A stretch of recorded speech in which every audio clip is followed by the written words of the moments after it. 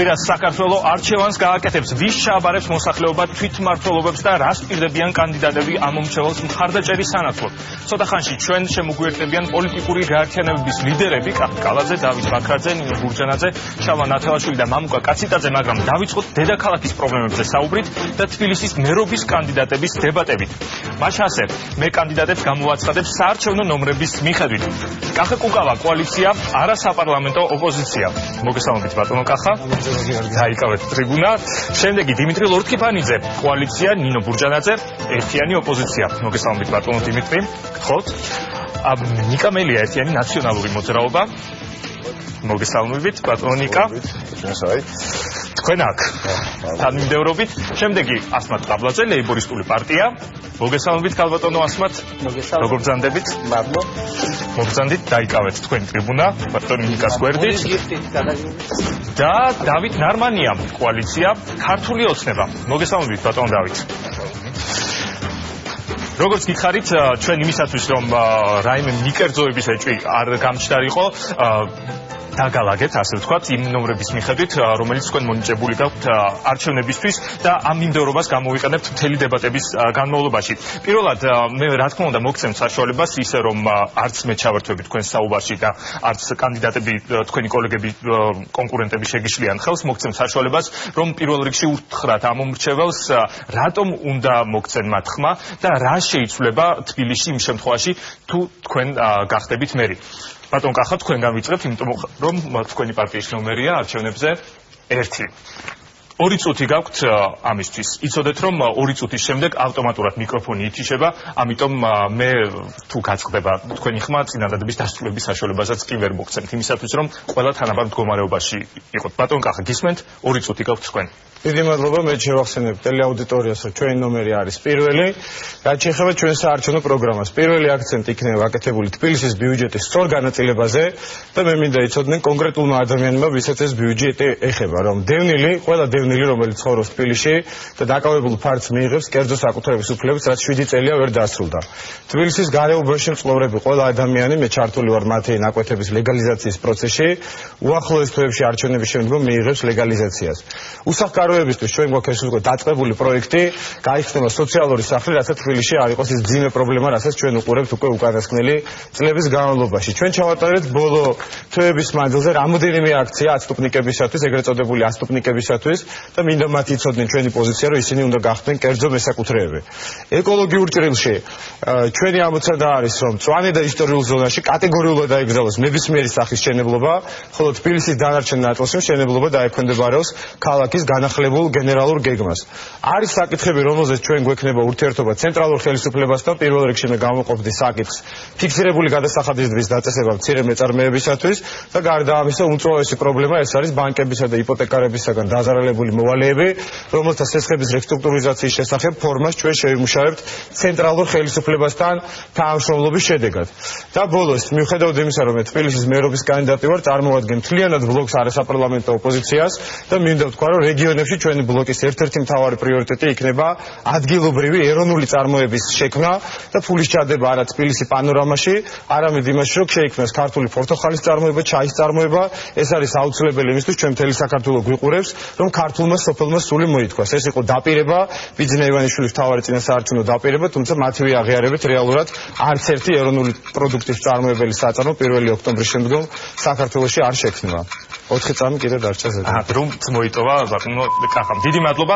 ბატონ დიმიტრი, გადავიდეთ ნინო ბურჯანაძე ერთიანი ოპოზიციის კანდიდატთან ნომერი 3. გისმენთ თქვენ 2 წუთი. მადლობა მოწვევისთვის. მინდა მივესალმო ჩვენს მაყურებელს, მსმენელს.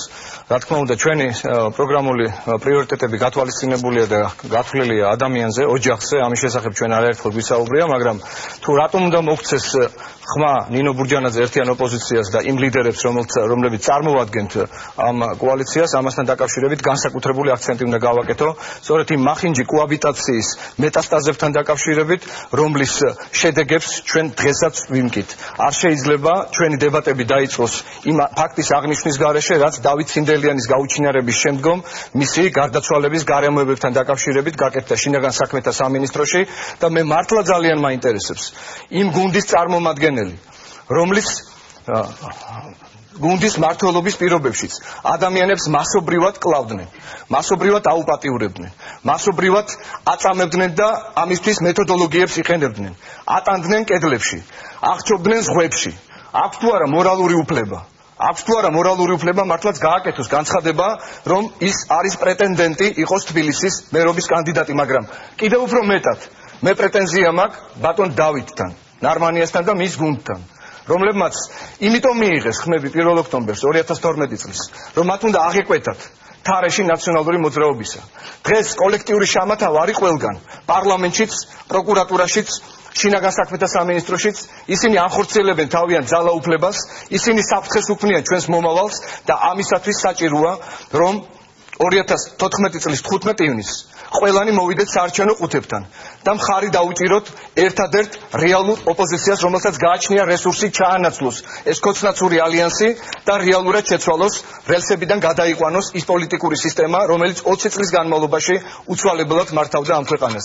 ეს არის საარჩევნო სიითი ნომერი 3, ნინო ბურჯანაძე ერთიანი ოპოზიცია და მე ყველას ვთხოვ 15 ივნისს შემოხაზოთ ნომერი 3. მოასწრო ბატონმა დიმიტრიმაც, მე გირჩევთ რომ თქვენ რა თქმა უნდა ყურადღებით უსმენთ ისედაც ერთმანეთს, თქვენ გექნებათ საშუალება ერთმანეთს პასუხი გასცეთ ჩვენი გადაცემის შემდეგ ნაწილში. ახლა მე გირჩევთ რომ ისევ ჯერჯერობით ვისაუბროთ იმაზე, თუ რატომ უნდა მოგცეთ თქვენ ხმა ამ მრჩეველმა და რა შეიცვლება თბილისში თქვენი მერად გახდომის შემთხვევაში. ნიკა მელია, ნომერი 5, ერთიანი ნაციონალური მოძრაობა. 2 წუთი ბატონო. ძალიან დიდი მადლობა. საბოლოო დასკვნითი საარჩევნო კამპანიის კვირა დაიწყო. 5 დღეში ჩვენ ყველანი ერთად გავალთ საარჩევნო ყუთებთან, სადაც უნდა გადაწყვეტს ბედი მომდენო 3 წლის განმავლობაში თუ როგორი ქალაქი გვექნება და როგორი იქნება ამ ქალაქში თითოეული მაცხოვრებელი ადამიანის ცხოვრების დონე და ხარისხი. სამწუხაროდ ჩვენ გვიწევს მარტივი არჩევანის გაკეთება. არჩევანი, რომელიც შედგება ან ჩვენ კვლავ უნდა ვუყუროთ ცენტრალური ხელისუფლების უნიათობასა და არაკომპეტენტურობას, რომელიც ამ ხელისუფლების მთავარი მახასიათებელია, ან ჩვენ ყველამ ერთად უნდა ავამუშაოთ ჩვენი ქვეყანა და მათ შორის თბილისი. ან ჩვენ კიდევ მოგვიწევს მოვითმინოთ და ვუყუროთ, როგორ მცირდება თითოეული საქართველოს მოქალაქეების შემოსავალი, კლებულობს ოჯახების შემოსავალი, ან ჩვენ მოგვიწევს ვუყუროთ კვლავ როგორ იკარგება სამუშაო ადგილები, როგორ ჩერდება ეკონომიკა, ან ჩვენ ყველამ ერთად უნდა გავარღვიოთ მოჯადოებული წრე. ან ჩვენ ყველამ ერთად კიდევ უნდა მოვითმინოთ და ვუყუროთ ხელისუფლების უუნარობას, თუ როგორ არ შეასრულა ის დაპირებები, რომელიც უხვად გაიცა საპარლამენტო არჩევნების წინ, როგორ არ გაიაფა საწვავი, როგორ არ გაზარდა პენსიები, როგორ არ გახსნა 100 საწარმო.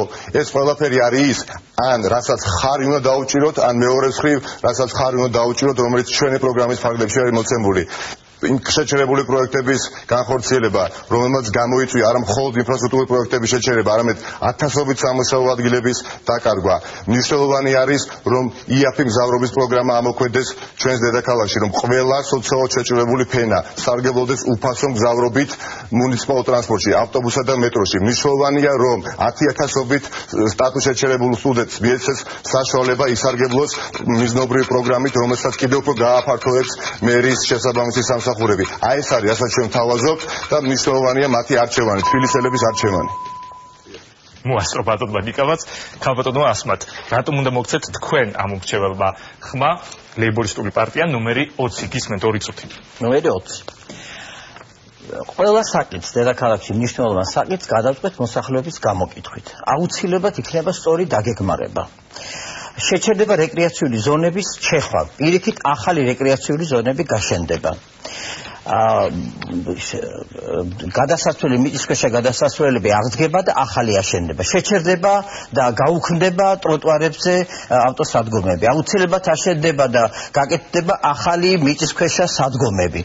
სიტი პარკის ხელშეკრულება შეწყდება და გადავა მერის დაფინანსება, მერის მუნიციპალიტეტზე გადავა. ასევე აუცილებლად გაიცემა სესხები მცირე და საშუალო ბიზნესის განვითარებისთვის. ბიზნესისთვის, ეს სესხი იქნება უპროცენტო და პროცენტიანი, დაბალპროცენტიანი და გრძელვადიანი ბიზნესის განვითარება. მე ბიზნესმენი განთავისუფლდება აუცილებლად 1 ან 2 წლით გადასახადებისგან, რომ ამოითქვას სული და მან გადაიხადოს ეს სესხი. ბაზრებში და ბაზრობებზე აუცილებლად უნდა იყოს სანიტარული ნორმები დაცული და კეთილმოწყობილი და ფიქსირებული გადასახადი. ეს აუცილებელია მცირე მეწარმეებისთვის. აგრეთვე უნდა თბილისში მოვიწვიოთ ურბანისტები და არქიტექტორები, რომლებიც თბილისის დაგეგმარებას სწორად ჩაატარებენ. პენსიონერებისთვის უნდა იყოს უფასო მგზავრობა, სტუდენტებისთვის უფასო მგზავრობა, სოციალურ დაუცველებისთვის ისეთივე დახმარება, თითქმის პენსიის მსგავსი დახმარება სოციალურ დაუცველებისთვის, გამოიყოს ბიუჯეტიდან თანხა და აშენდეს ახალი ბინები, რომლებიც იქნება უბინაო და უსახკარო დარჩენილი თბილისელების, მაგრამ ეს იქნება საუწყებო ბინა. და არავითარ შემთხვევაში მას გაყიდვის და გასხვიცების უფლება არ ექნება, რომ შემდეგ ბანკმა ან იპოთეკამ აღარ ჩამოართვას ეს ბინა. აუცილებლად აშენდება მუნიციპალური საავადმყოფო ბავშვებისთვისაც და უფროსებისთვისაც. უსახკარო ბავშვებისთვის ინტერნატი, სკოლა ინტერნატები აშენდება.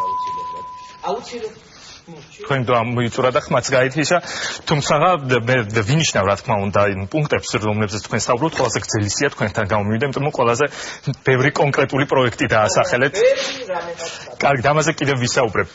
ბატონო დავით ნარვანია, ნომერი 41, მართველი გუნდი, ქართული ოცნება. რატომ უნდა მოგცეთ თქვენ ხმა მოგჩეველმა? გისმენთ 2 წუთი. მოგესალმებით, პირველ რიგში გიორგი, მივესალმები ტელეკომპანია რუსთავის მაყურებლებს, მივესალმები დედაქალაქის მოსახლეობას და მივესალმები სრულიად საქართველოს. ჩვენმა პოლიტიკურმა გუნდმა თითეული თანამოქალაქის აქტიური მხარდაჭერით 2012 წელს შეცვალა მოძალადე ხელისუფლება.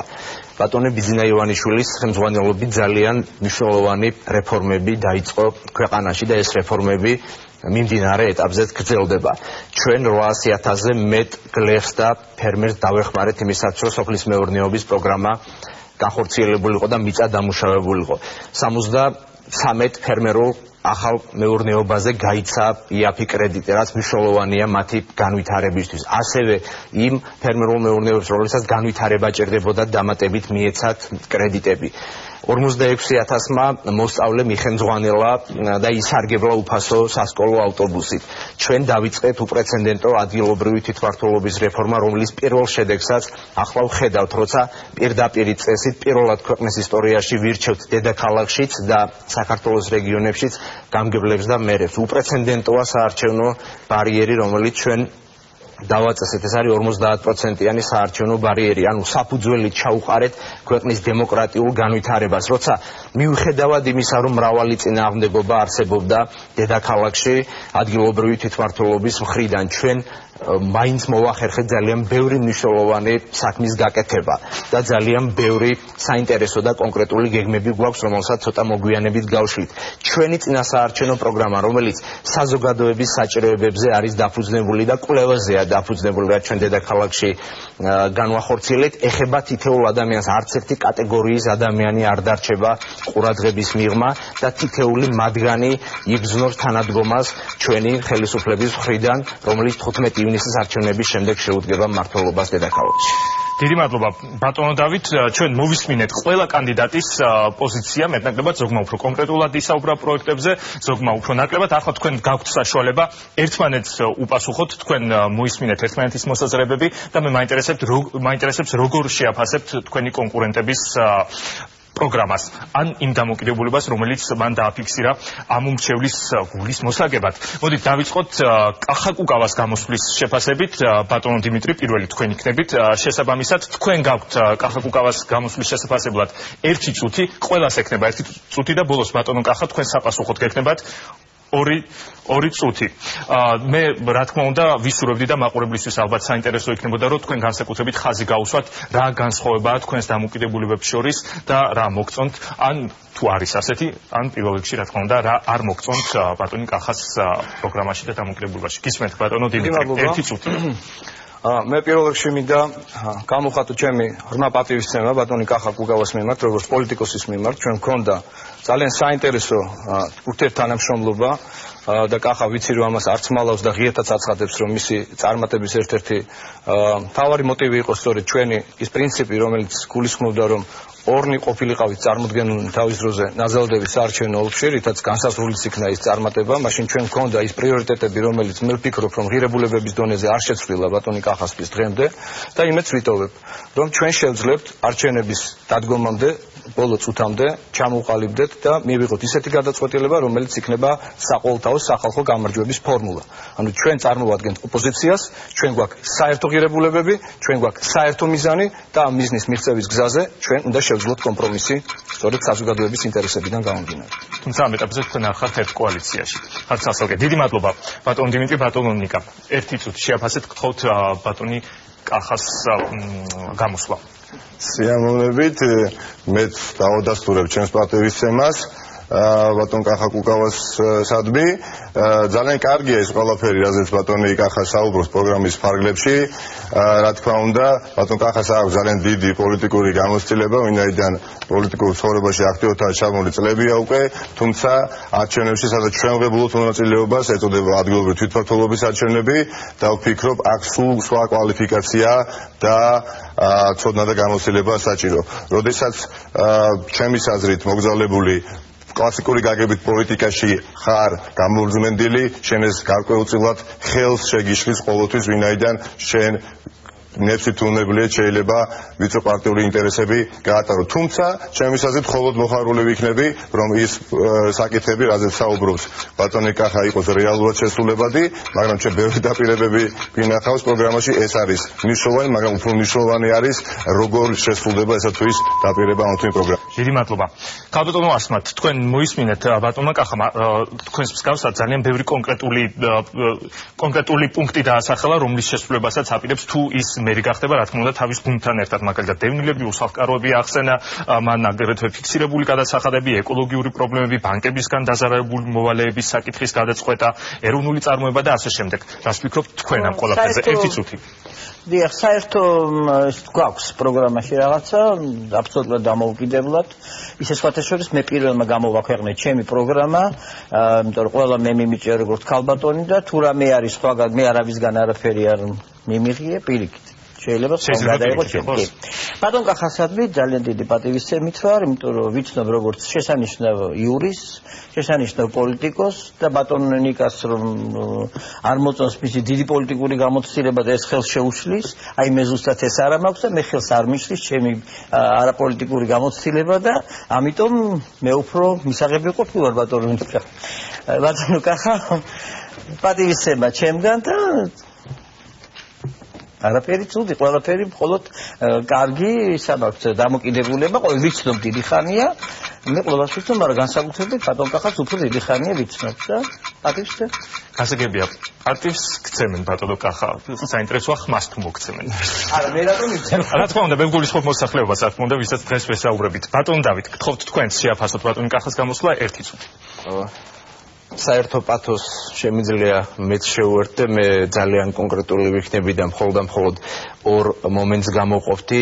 პირველ რიგში ალბათ უფრო საინტერესო იქნებოდა, რომ ფიქსირებული გადასახადის შემოღებასთან დაკავშირებით და ბანკით და იპოთეკით დაზარალებული მოსახლეობის გვერდში დგომასთან დაკავშირებით მისგან მომესმინა უფრო კონკრეტული ბერკეტები, უფრო კონკრეტული არგუმენტაცია, რა გზით და რა მექანიზმები წარმოუდგენია მას ამის გაკეთება. პირველი არ არის საოსახად ადგილობრივი თვითმმართველობის უფლებამოსილება და ის ამას ვერ განახორციელებს, თუმცა მინდა ვთქვა, რომ გარკვეული კატეგორიის ფიქსირებული გადასახადები მოქმედებს, რაც შეეხება მეორე საკითხს, ეს არის თემა, რომელიც ადგილობრივი თვითმმართველობის უფლებამოსილებისგანაც შორს არის და ორ კერძო სუბიექტ შორის დამოკიდებულების და ურთიერთობის სფეროა და აქედან გამომდინარე რეგულაციები სახელმწიფოს მხრიდან აქ და ბერკეტები პრინციპში არ არსებობს, ერთადერთი შუამავლის როლი შეუძლია ეკისროს. გასაგებია. გაითიშა თქვენი ხმა ბატონ დავით, მადლობა, მაგრამ გასაგებია თქვენი პოზიცია. აი ახლა ბატონ კახა გისმენთ რა პასუხი გაქვთ თქვენ იმაზე, რაც მოისმინეთ, 2 წუთი გაქვთ თქვენ ამისთვის. ძალიან დიდი მადლობა პირველ რიგში ოპონენტებს, მართალი რო გითხრათ, ხუმრობით რა თქმა უნდა, ცოტათი მოსაწყენიც იყო სულ დადებითი შეფასებების მოსმენა და ცოტათი ხელები შემეკრა ეხა მე რო დავუსვა კონკითხები, მართლა ძალიან დიდი მადლობა რომ ასეთი დადებითი ტონალობა გვაქვს დღეს დებატებში, რაც შეეხება კონკრეტიკას. პირველ რიგში ბატონ ნიკას უპასუხებ, რომ მე ვარ თბილისის საკრებულოს მოქმედი მოწვევის დეპუტატი, უკვე 4 წელია და ალბათ მსმენელიც ტელემაყურებელიც შეარჩნებდა, რომ მე ჩემს პრეზენტაციაში პირდაპირ კონკრეტული საკითხები დავიწყო ყოველგვარი გლობალური პოლიტიკის გარეშე, იმიტომ რომ ძალიან კარგად მესმის, რომ კენჭს ვიყრი თბილისის მერად თვითმმართველობის ხელმძღვანელად, ამიტომაც პრიორიტეტი გავაკეთე სწორედ ამ საკითხზე და არა იმ დავუშვათ სხვა არანაკლებ საინტერესო საკითხზე, რომელიც შეიძლება იყოს პოლიტიკური დებატების საგანი ჩვენ შორის. რაც შეეხება ბატონ დავით, აბსოლუტურად სწორად ძანეთ, რომ ის ორი საკითხი, რომელიც შეეხება ფიქსირებულ გადასახადს და საბანკო ვალების რესტრუქტურიზაციას, არ გაეკუთვნება თვითმმართველობის კომპეტენციას და ალბათ ყურადღება მიაქცეთ, რომ ეს მეც გამოვყავი. მე ჩამოთვალე საკითხები, რომელიც არის თვითმმართველობის კომპეტენცია და ამ ორ საკითხზე მივუთითე, რომ ამ საკითხებზე ჩვენ ვაპირებთ ვითანამშრომლოთ ცენტრალურ ხელისუფლებასთან. კონკრეტულად ფიქსირებული გადასახადის საკითხში ეს თავისთავად ცხადია გაეკუთვნება პარლამენტის კომპეტენციას, საგადასახადო კოდექსში უნდა შევიდეს ცვლილებები და ჩვენ შევიტანთ ამას, როგორც კანონპროექტს. მე ვიყავი რამოდენიმე დღის წინ ავტობუსის ბაზრობაზე, სხვა ბაზრობებზე და ძალიან გავრცელებული პრობლემა არის ის, რომ საგადასახადო ინსპექტორთან ძალიან მცირე მეწარმეს უხდება დავა იმ ჩეკის გამო, რომელიც ბიუჯეტისთვის არანაირ ფისკალურ ინტერესს არ წარმოადგენს. რაც შეეხება საბანკო ვალების რესტრუქტურიზაციას 30 წამში ალბათ ვრცელი პროგრამის მოყოლა გამიჭირდება, მაგრამ იმის თქმას ნამდვილად მოვასწრებ, რომ ჩვენი პროგრამა იქნება ზუსტად ის ბატონ დავით, რასაც თქვენ პირდებოდით 1 ოქტომბრამდე. გახსოვთ თქვენ ბიძინა ივანიშვილის ცნობილი ფარაზე, ეს არის დაბალპროცენტიანი სესხების რესტრუქტურიზაცია, ანუ არავინ არ ითხოვს არაფრის ჩუქებას, გარდა ამისა უნდა შევიდეს ცვლილებები საავსრულებო კანონმდებლობაში და კატეგორიულად დაიგრძელოს ნულოვანი აუქციონები, რაც პრაქტიკულად წარმოადგენს იპოთეკით დატვირთული ქონების ძარცვას და მითვისებას. ბატონ კახა, მე მინდა დამატებით შეკითხვა დაგისვათ და უბრალოდ გთხოვთ მოკლედ მიპასუხოთ. აი ასეთი დაფიქსირებული პატივისცემა ყველა სხვა კანდიდატისგან ხომ არ მიუთითებს თქვენთვის იმაზე, რომ ისინი არ აღიქვამენ სერიოზულ კონკურენტად? მე არ შემიძლია კრიტიკებენ, უბრალოდ პატივისცემას აფიქსირებენ თქვენ ნანახი გექნებათ უთუოდ ბატონ გიორგი ცნობილი ქართული ფილმი რეკორდი და ეხა მე ვერ ვეტყვი ეხა მაინც და მაინც ვერ მოვთხოვ ჩემს ოპონენტებს რომ გინდათ თუ არა მლანძღონ იმისთვის რომ ეს დებატები იყოს საინტერესო. პირიქით მე ვფიქრობ ეს არის ნორმალური და ამორჩეულს ბევრად უფრო მეტი საშუალება აქვს გააკეთოს დასკვნა რომელი ადამიანი უნდა აირჩიოს თბილისის მერად, როდესაც არის თემატური დებატები, ვიდრე როდესაც მიდის პირადი შეურაცხყოფა და ლანძღვა. დიდი მადლობა ბატონ დიმიტრი, თქვენთან გადმოვდივართ უფრო სწორად. ახლა თქვენი კონკურენტები შეაფასებენ თქვენს გამოსვლას. ბატონმა დიმიტრიმ ის 2 წუთი, რომელიც მას ჰქონდა, უფრო მეტად დაუთმო როგორც თქვენ თქვით მახინჯი კოაბიტაციაზე საუბარს, ქოსნაცურ კოაბიტაციაზე საუბარს და არა პროგრამის დეტალებს. რას ფიქრობთ თქვენ ამაზე? ბატონ კახა, ისე თქვენგან ვიწყებთ. 1 წუთი გაქვთ თქვენ ამისთვის. პირველ რიგში მეც მინდა ვთქვა, რომ დიმიტრისთან მე მაკავშირებს არა მარტო პოლიტიკური ბიოგრაფია ჩვენი, არამედ ადამიანური ურთიერთობა. მე კარგად ვიცნობ ის ოჯახს, მეგობრობ, განსაკუთრებული პატივისცემა ამ ეთერიდანაც ქალბატონ ხათუნას დიმიტრის მეუღლეს, ელენე მისი ერთ-ერთი შვილი მრავალ შვილთაგან იყო კიდევაც ბოლო პერიოდამდე ჩვენი ახალგაზრდული ორგანიზაციის ერთ-ერთი აქტიური წევრი, ამიტომ ეს არ არის ჩვეულებრივი პოლიტიკური ურთიერთობა. რაც შეეხება პოლიტიკას, ჩვენ მქონდა პერიოდი, როცა თანამშრომლობდით, დიმიტრი იყო გლდანში, როცა მე კენჭს ვიყრიდი ჩემი შტაბის უფროსი, იყო პერიოდი 2008 წლის არჩევნების შემდგომ, აი ცნობილი მანდატების დაჭრის შემდგომ, როდესაც ჩვენ ვიყავით ოპონენტები და დიმიტრიმ გაიქცენა აგრეთვე ბოლო შარშანდელი შუალედური არჩევნები, როცა ჩვენ ერთად გამოვედით პრაქტიკულად ნაძალადების არჩევნებზე. ჩემი სურვილი იყო და დიმიტრიმ იცის, რომ შევთავაზე მე, რომ ჩვენ ყოფილიყავით ეხლაც წყვილში, თუმცა ეს მისი უფლება არის, მან გადაწყვიტა, რომ ქალბატონი ბურჯანაძის გუნდით ეყარა კენჭი. მე ვფიქრობ, რომ ეს არჩევნები დასრულდება, ჩვენ შევინარჩუნებთ ამ კორექტულ ურთიერთობას და არ გამოვრიცხავდა სამომავლოდ ჩვენ კვლავ თანამშრომლობთ. დიდი მადლობა. ბატონ ნიკა, საინტერესოა თქვენი პასუხი ბატონ დიმიტრის გამოსვლაზე და ქოცნაცურ კოაბიტაციის დასრულების აუცილებლობას. 1 წუთი. გარდა ყველაფერზე ისაუბრა, ამას უფრო დავაქვთ რაღაცა მოძღვრებას კაცობრიობის დასასრულის შესახებ. რა თქმა უნდა, ერთ-ერთ საქმეზე მან ისაუბრა, რომელიც დღეს გაცხადდა, თითქოს წინა წლებში ამდენიმე წლის წინ მოხდა დანაშაული. აქვე მინდა საზოგადოებას გამოვცხადო, რომ ნებისმიერი დანაშაული უნდა იყოს, რა თქმა უნდა, დასჯადი, ვემიჯნები ძალადობას გუშინ წინას დღეს და ხვალაც. მაგრამ ძალიან დიდი ეწევს ბადებს და მახსენდება რაფალენსის ბავშვის ტრაგედია წინასაარჩევნო კამპანიას გულისხმობ 2012 წელს. ძალიან დიდ პარალელს ვავლებ ამ საქმესთან დაკავშირებით და მე ვფიქრობ საზოგადოება საკმარისად მომწიფდა რეალურად ასე გააკეთოთ. რაც შეეხება ბატონ დიმიტრის მორალურ კატეგორიებზე საუბარს, რა თქმა უნდა, უხერხულია, ვინაიდან მას მისი წარსული ნამდვილად არ უმაგრებს ზურგს, რომ ასეთი აპლომბით და თავდაჯერებულობით ისაუბროს მორალურ კატეგორიებზე სამწუხაროდ. თქვენ გულისხმობთ, მე მაყურებელს შევახსენებ, ბატონმა დიმიტრიმ თქვა, რომ თქვენ მორალური უფლება არ გაქვთ, რომ იყიდეთ კენჭს როგორც თბილისის მერობის კანდიდატი. თქვენ მოგცემთ შემდეგ კიდევ სიტყვას ბატონო ნიკა, ქალბატონო ასმათ, თქვენთან გადმოვდივარ, გთხოვთ შეაფასოთ ბატონი დიმიტრის გამოსვლა, გისმენთ ერთი წუთი. მე მგონი მართლაც პროგრამა ნაკლებად იყო და იყო უფრო საუბარი დღევანდელ ხელისუფლებასა და ოპოზიციასთან ურთიერთობაზე. და ესა ბატონი დიმიტრის ნება, რაზე ისაუბრებს, მას ჰქონდა უფლება რომ ესაუბრო უფრო კონკრეტულად, მაგრამ ისაუბრა ამ თემაზე. მე კოაბიტაცია სიმართლე გითხრათ, მეც არც მომწონს და ვერც გავიგე რა არის ეს აუცილებლობა რა შეერთ, მაგრამ უბრალოდ არ მოგწონთ თვით რომ სერიოზული პრობლემაა ეს. სერიოზული პრობლემაა, იმიტომ რომ არის კოაბიტაცია და ეს რას ნიშნავს აბსოლუტურ განოლებას ყველაფრის თუ რა არის ვერ გავიგე. ბატონ დიმიტრისთან მე ცოტა სხვა ის არ მომწონს, რომ ძალიან ბევრი პარტია აქვს გამოცვლილი, რომ ჩამოთვალეს რაღაც უამრავი პარტია, თითქმის არ დარჩა არავინ ლეიბორისტების გარდა. და ეს მე მგონია ჯობია საერთოდ ერთპარტიული იყო და ერთ პარტიასთან ჰქონდეს უფრო ურთიერთობა ვიდრე ყველასთან.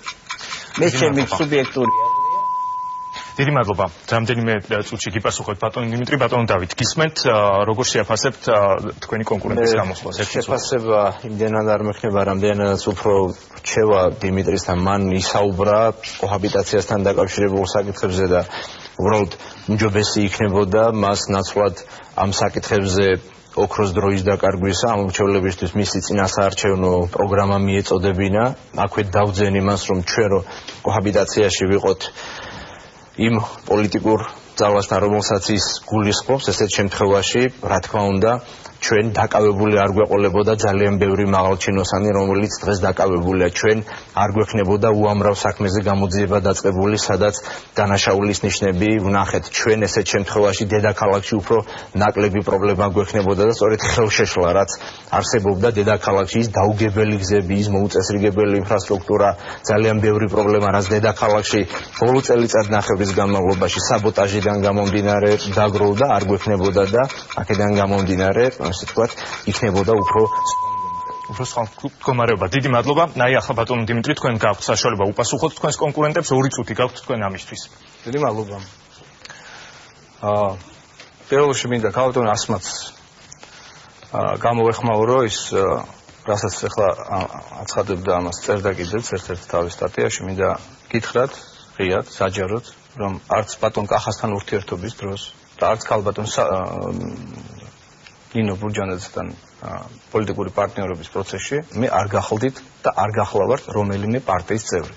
დღესაც ვარ უპარტიო, შეგიძლიათ მიბრძანდეთ ცენტრალურ საარჩევნო კომისიაში და ჩემი განაცხადი შეამოწმოთ, სადაც ნათლად წერია, რომ მე გახლავართ უპარტიო. არასწორი ინფორმაცია გქონდათ.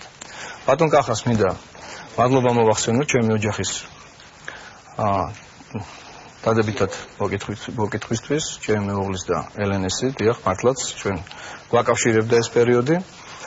თუმცა აქვე მინდა გავაკეთო აქცენტი იმაზე, რასაც ბატონი კახა აკეთებს ხოლმე აქცენტს, ქალბატონ ნინო ბურჯანაძესთან ჩემი ურთიერთობა დიახაც არ იყო რაღაცა სპონტანური ურთიერთობის პროდუქტი. ბატონი კახა, ბატონი ჯონდი, ქალბატონ ნინო ბურჯანაძე აქტიურ კონსულტაციაში იყვნენ ჩაბმულნი ამ საერთო ერთობის მიღწევის გზაზე. მეტიც ამის საფუძველს იძლეოდა ის გარემოებაც, რომ ბატონი კახა 26 მაისს იყო ჭიდროდ დაკავშირებული ქალბატონ ნინოსთან, ასევე მხარი დაუჭირა საპრეზიდენტო არჩევნების დროს და ბუნებრივია იყო ლოგიკური ბმა იმისა, რომ დღეს ჩვენ ერთად ყოფილიყავით, თუმცა კიდევ ერთხელ ვიმეორებ, არჩევანი მისია, პოლიტიკური პასუხისმგებლობა საერთო. ნაციონალური მოძრაობის საარჩევნო სუბიექტს კიდევ ერთხელ მინდა შევახსენო ის მორალური კატეგორიები, რომელზეც თქვენ მე ხშირად აპელირებთ ხოლმე. დიახ, მე შევედი საქართველოს პარლამენტში, იმიტომ რომ გამეკეთებინა საქმე და თქვენგან ნაწამები ადამიანები დამეცვა. დაწყებული 14 წლის გვანცაყუფარაძისგან და დამთავრებული პოლიტპატიმარ ვახტანგ მაისაიათი.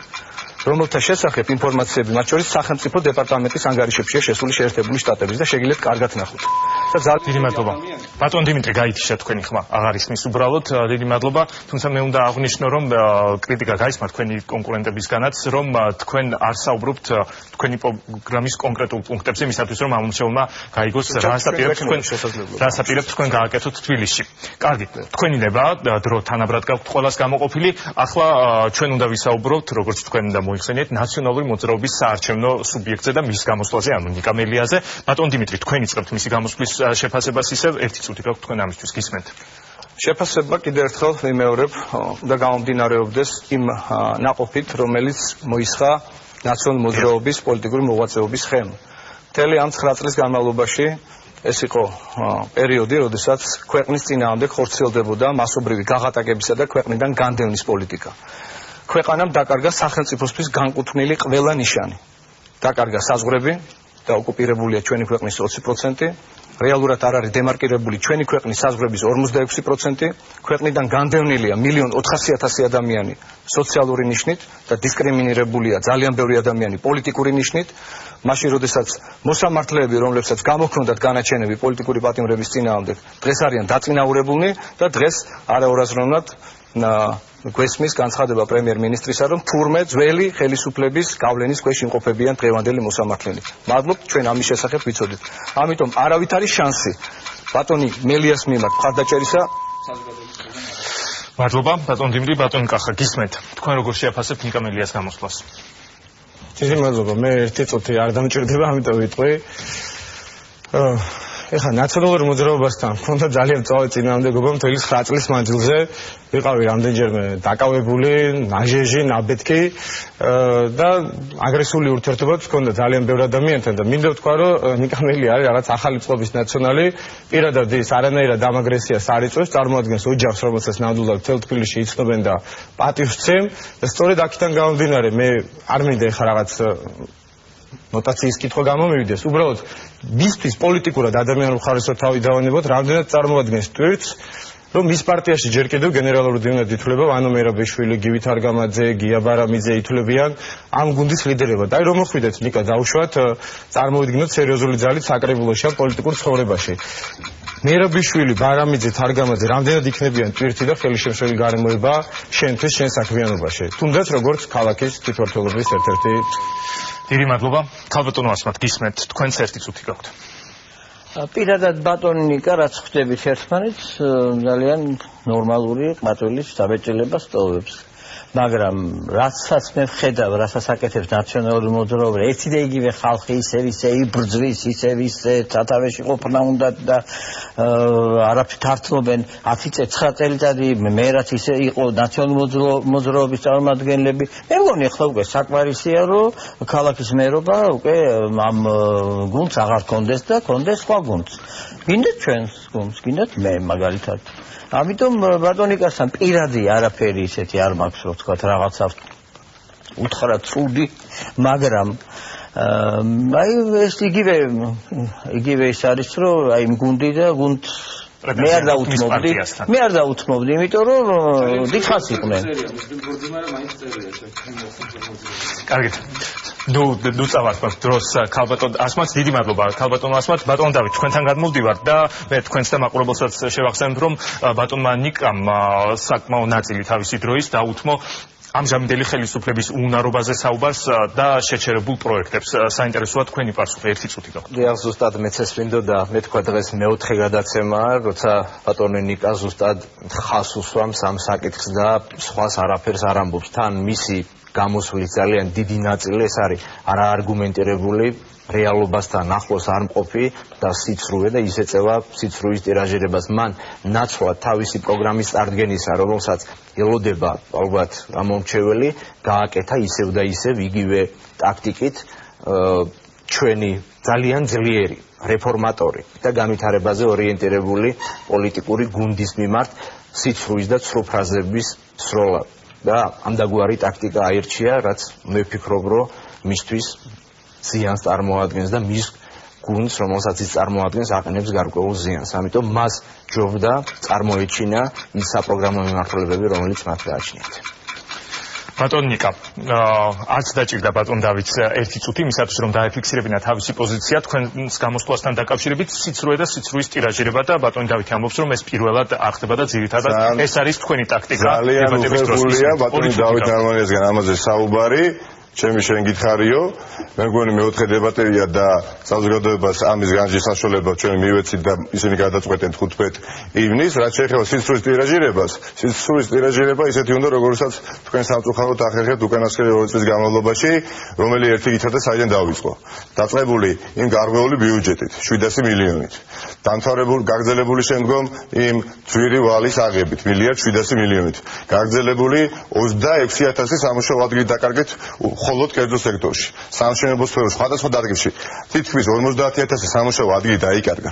ეკონომიკა რეალურად არის შეჩერებული და ყველაზე კარგი ბარომეტრი არის გაბრძანებით საზოგადოებაში და იქ ისაუბრეთ ხალხთან. და ისინი მიხვდებიან, უფრო მცირდება შემოსავალი, დამატებით სამუშაოები იკარგება თუ დამატებით სამუშაოები იმატებს. თქვენ ერთადერთი რაც წარმატებით გააკეთეთ ის სამწუხაროდ ჩემ და იმიტომ რომ მეც ამ ქვეყნის მოქალაქე ვარ და ხოლმე გამიხარდება, როდესაც ცენტრალური ხელისუფლება არის წარმატებული, 138 მილიონი აი ამ გარღვეული ბიუჯეტის ფონზე, ყველაფერი იმის ფონზე, რაც მე ვისაუბრე, 138 მილიონი ლარით გაზრდილ ხელფასებზე მეტი პრემია დაიწერეს. 35,000 ლარი საჯარო მოხელეს არ ახსოვს თანამედროვე მეგობრებო სახელმწიფოების ისტორიას რომ რომელიმე საჯარო მოხელეს აიღო 35,000 ლარი. მაშინ როდესაც პენსია ვერ გაზარდეთ. მაშინ როდესაც საწვავზე ფასი ვერ გაიაფეთ. მაშინ როდესაც 70 საწარმო გავხსენით პრემიერ-მინისტრი იძახის და საარჩევნო კამპანიაში არის ქართული ოცნება და როგორ ფიქრობთ თბილისელებო თქვენ ბატონო დავით გეკითხებით საარჩევნო კამპანიაში ხართ და 70 საწარმო გავხსენილი გქონდეთ თქვენ უთუ ვერცერთ ან არცერთ არ აჩვენებდით ტელევიზიით 2 3 4 5 მაინც ხომ დააჩვენო 700 ადამიანი დავასაქმეთ და 70 საწარმო გავხსენითო ამიტომ სიცრუის ტირაჟირებაზე როდესაც არის საუბარი რა თქმა უნდა სათქმელად არის ძალიან მარტივი მაგრამ თავარი არის საქმე თავარი ის ფაქტები რასაც ჩვენ ხალხს ვადევნებთ დიდი მადლობა ბატონიკა ქალბატონო ასმათ ახლა უკვე თქვენი გამოსვლის შეფასებაზე გადავდივართ მე კიდევ ერთხელ აღნიშნავ რომ ყველაზე გრძელი სია და როდესაც თქვენ გისმენთ იქ გამომივიდათ დიახ და ეს ნახევარი იყო იმიტომ რომ ალბათ დრო არ გეყოთ თუმცა ძალიან ბევრი კონკრეტული პუნქტი დაასახელეთ და არ დაკარგეთ დროს სხვების კრიტიკაში მოდით მოვისმინოთ რას ფიქრობენ ამ კონკრეტულ გეგმებზე და რამდენად რეალისტურად თვლიან ამ კონკრეტულ გეგმებს თქვენი კონკურენტები ბატონ კახი თქვენ დავიწყებთ 1 წუთი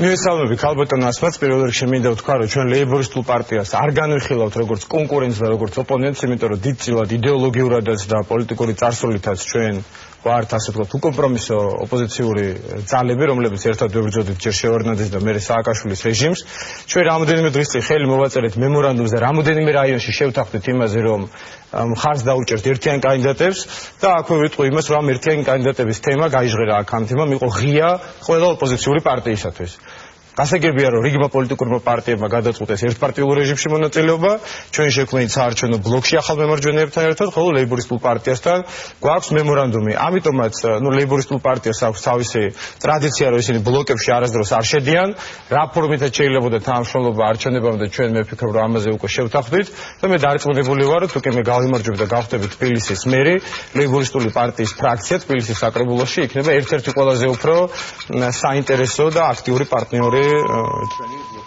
დიდი მადლობა ბატონ დიმიტრი გისმენთ მე მაგალითად როდესაც ქალბატონ ასმათს ვუსმენდი და ვუსმენდი ამ გრძელ სიას ბუნებრივად მიჩნდება კითხვა საიდან მოვა ფინანსები ამდენი პროექტის განსახორციელებად რას ფიქრობთ თქვენ გისმენთ ამის შესახებ პირველ რიგში ალბათ ქალბატონ ასმათს უნდა ვკითხოთ და ალბათ მას გააჩნია განშლა ამ კონკრეტული საკითხებისა რომელიც ალბათ ზოგადი დებულების დონეზე იქნა წარმოდგენილი რაც შეეხება თავად ქალბატონი ასმათის მიმართ ჩემს დამოკიდებულებას მინდა გითხრათ რომ ის არის შესანიშნავი ქალბატონი კოლორიტი შეიძლება ითქვას თბილისის არის არაჩვეულებრივი მსახიობი და მე მას ისევ და ისევ სიამოვნებით ვიხილავდი რომელიმე ტელესერიალში ან ხატრულ აკადემიურ ფილმში დიდი მადლობა ეს არის ყველაფერი დისციპლინაც გსურდათ კი ბატონო ეს დრო კრედიტად ჩაგითვალოთ და გადავდივართ ბატონ ნიკასთან ხო ნუ ასე გამოდის დაგჭა დრო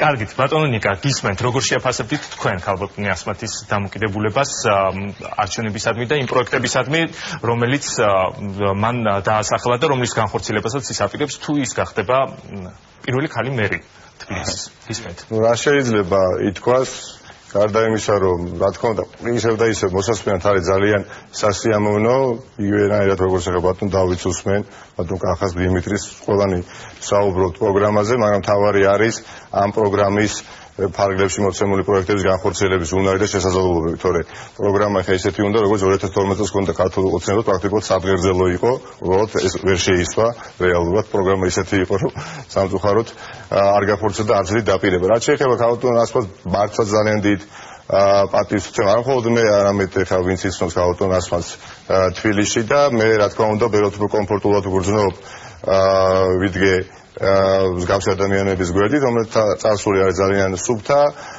და უნციკლო, ვიდრე პარტიიდან პარტიაში გადასულები და წაგება მოგების შემდეგ, ასე ვთქვათ, არჩევნებში და მარცხის შემდეგ, როდესაც პოზიციებს იცვლიან იმ ხალხის გვერდით. ჩემთვის რა თქმა უნდა, ქალბატონ ასმათისნაირი ხალხი არის ბევრად უფრო საპატივცემულო.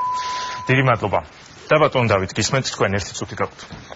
მე ქალბატონ ასმათს მივესალმები პირველ რიგში და მე მას პატივს ვცემ, როგორც ქალბატონს და პატივს ვცემ, როგორც მსახიობს, ამ თვალსაზრისით მართლა შემიძლია დავადასტუროთ ჩემი პატივისცემა, რაც შეეხება მის პროგრამას და იმ ჩამონათვალს, რაზეც ის აკეთებდა აქცენტს, რა თქმა უნდა, ჩამონათვალის გაკეთება და ზუსტი ჩამონათვალის გაკეთება შეიძლება, თუმცა აქ მთავარია ვის რა მიდგომები გააჩნია და როგორ. მე ამ შემთხვევაში ამ დროს ჩვენი წინასაარჩევნო პროგრამის ფარგლებში ამ მიმართულებით არსებული ძალიან საინტერესო საკითხების გაჟღერებისთვის გამოვიყენებდი. ჩვენ გვაქვს ძალიან საინტერესო მიდგომები ქალბატონებთან, გენდერთან დაკავშირებით, მათ შორის თბილისის საკრებულოში წარმოდგენილი ყავს 8 კანდიდატი ქალბატონი, რომლებიც დარწმუნებული ვარ, რომ იქნებიან თბილისის საკრებულოს წევრები არჩევნების შემდეგ და ქალბატონი ასმათი, რასაც ხშირად უსვამს ხალხს, რომ ის არის ქალბატონი და მას უნდა დაუჭირონ, ამიტომ მხარი ეს არ არის მყარი არგუმენტი სხვა საკითხებზე.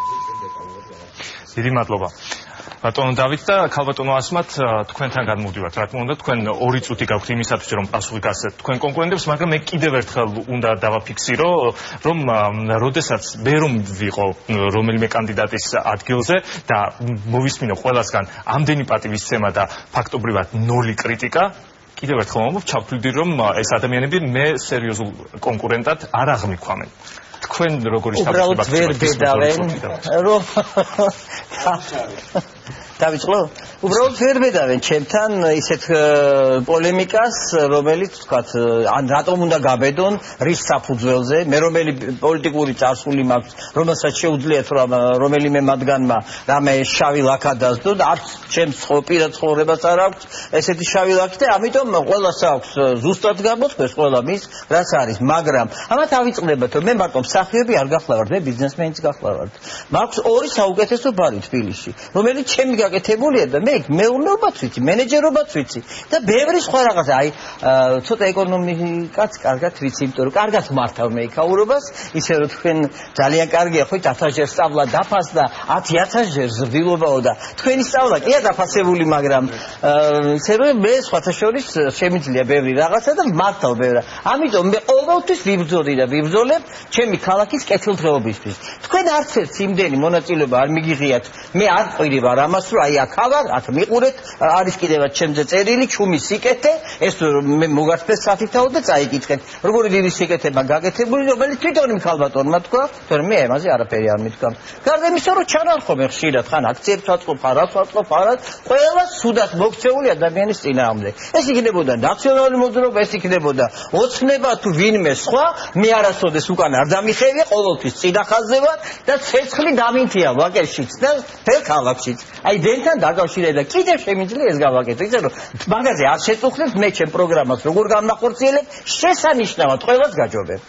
ხო მაქვს კიდევ რომ გარდა მაგისა, რაც მე მოგახსენეთ, შესანიშნავი, აი ზუსტად სოციალურად დაუცველი ადამიანებისთვის მაქვს არაჩვეულებრივი პროგრამა. მე მირეყავს დღეში უამრავი ადამიანი და მეკითხებიან, რომ სად ნახონ, სად მითხრა თავიანთი გასაჭირი და ელოდებიან ჩემგან დახმარებას. დიდი მადლობა. მთავარია ისეთი ცეცხლი არ დაართმოთ, რომ არ გადაწვათ ვაკე. ქალბატონო ასმათ, მე თქვენს უნდა დაგისვათ დაბატებითი შეკითხვა. აურჩევლისთვის ბარემ გითხარით, რომელია ეს ორი ბარი, რომელსაც თქვენ ასე წაბატებით მართავთ, რომ მივიდეს აურჩევლობა და ნახოს. რა შეუძლია ასმათ რუსთავის ხალხი წელი ცხოვრება იქ დადიან. ეს არის ჩაბას ბარი ბახშლოვანის ქუჩაზე, პეროვსკაიიდან შესახვევია და მეორე არის ქიაჩელის ქუჩაზე, ბელვილი, ფრანგული ბარი. მობზანდი და ჩემ გემოვნებასაც და ჩემს არქიტექტურულ ნიშაზე, ჩემ დიზაინურ ნიშად იქ ნახავ. თქვენ ნამყოფი ბრძანდებით. არ ვიცი დანარჩენები ბრძანებულან თუ არა, არ მე მაგრამ ბატონი გახარადგან ვიცნობ. ნუ ეხლა ისეთი რეკლამა გაკეთდა, რომ ბატონო და ნახეთ რა შესანიშნავია, ჩემი დიდი მადლობა. დიდი მადლობა ქალბატონო ასმათ და ახლა გადავიდეთ უკვე მართველი გუნდის წარმომადგენელზე, დავით ნარმანიას გამოსვლაც მოვისმინეთ. ჩვენ რომელმაც აგრეთვე ძალიან კონკრეტული მიღწევები დაასახელა თავისი ხელისუფლების და აგრეთვე მიმართულება გვიჩვენა თუ რა მიმართულებით აპირებს ის დედაქალაქის წაყვანას. გისმენთ ბატონ კახა, ისე თქვენგან ვიწყებთ ერთი წუთი გაქვთ თქვენ. დიდი მადლობა. პირველი ნომერი დიდი პრივილეგია, პირველი კითხვა, ეს ნომერი მივიღე მემკვიდრეობით ლევან გაჩილაძის დროინდელი საპრეზიდენტო შტაბისგან. ბატონ დავიძე, მეც მინდა გულსხმელად ოღონდ არა სატელევიზიო ცდილობის გამო, მეც გამოთქვა თავიდან დადებითი შტაბის ცდილება, არა მხოლოდ როგორც კარგი პროფესიონალის მიმართ, რასაც ხშირად ხას უსვამენ, არამედ იმის გამო, რომ არის ძალიან დინჯი, თავდაჭერილი და მე ვფიქრობ, რომ ეს თვისება ნამდვილად ჭირდება იმ ადამიანს, რომელიც აპირებს რაღაც გარკვეულ პოლიტიკურ საქმიანობაში აქტიურად მონაწილეობას. მაგრამ ბატონო დავით, თქვენი პოლიტიკური გუნდი და თქვენს მიერ გაცემული ვალდებულებები რამდენად გაძლევთ იმის უფლებას, რომ აიღოთ ახალი ვალდებულებები? მესმის რომ უხერხული კითხვაა, მაგრამ როცა საუბრობთ, რომ მოახდენთ გაზის და ელექტროენერგიის ტარიფის სუბსიდირებას, რას ეუბნებით ტელემაყურებელს საწვავის ფასთან, ტარიფთან და იქიდან გამოსაკლებ ერთ ლართან დაკავშირებით.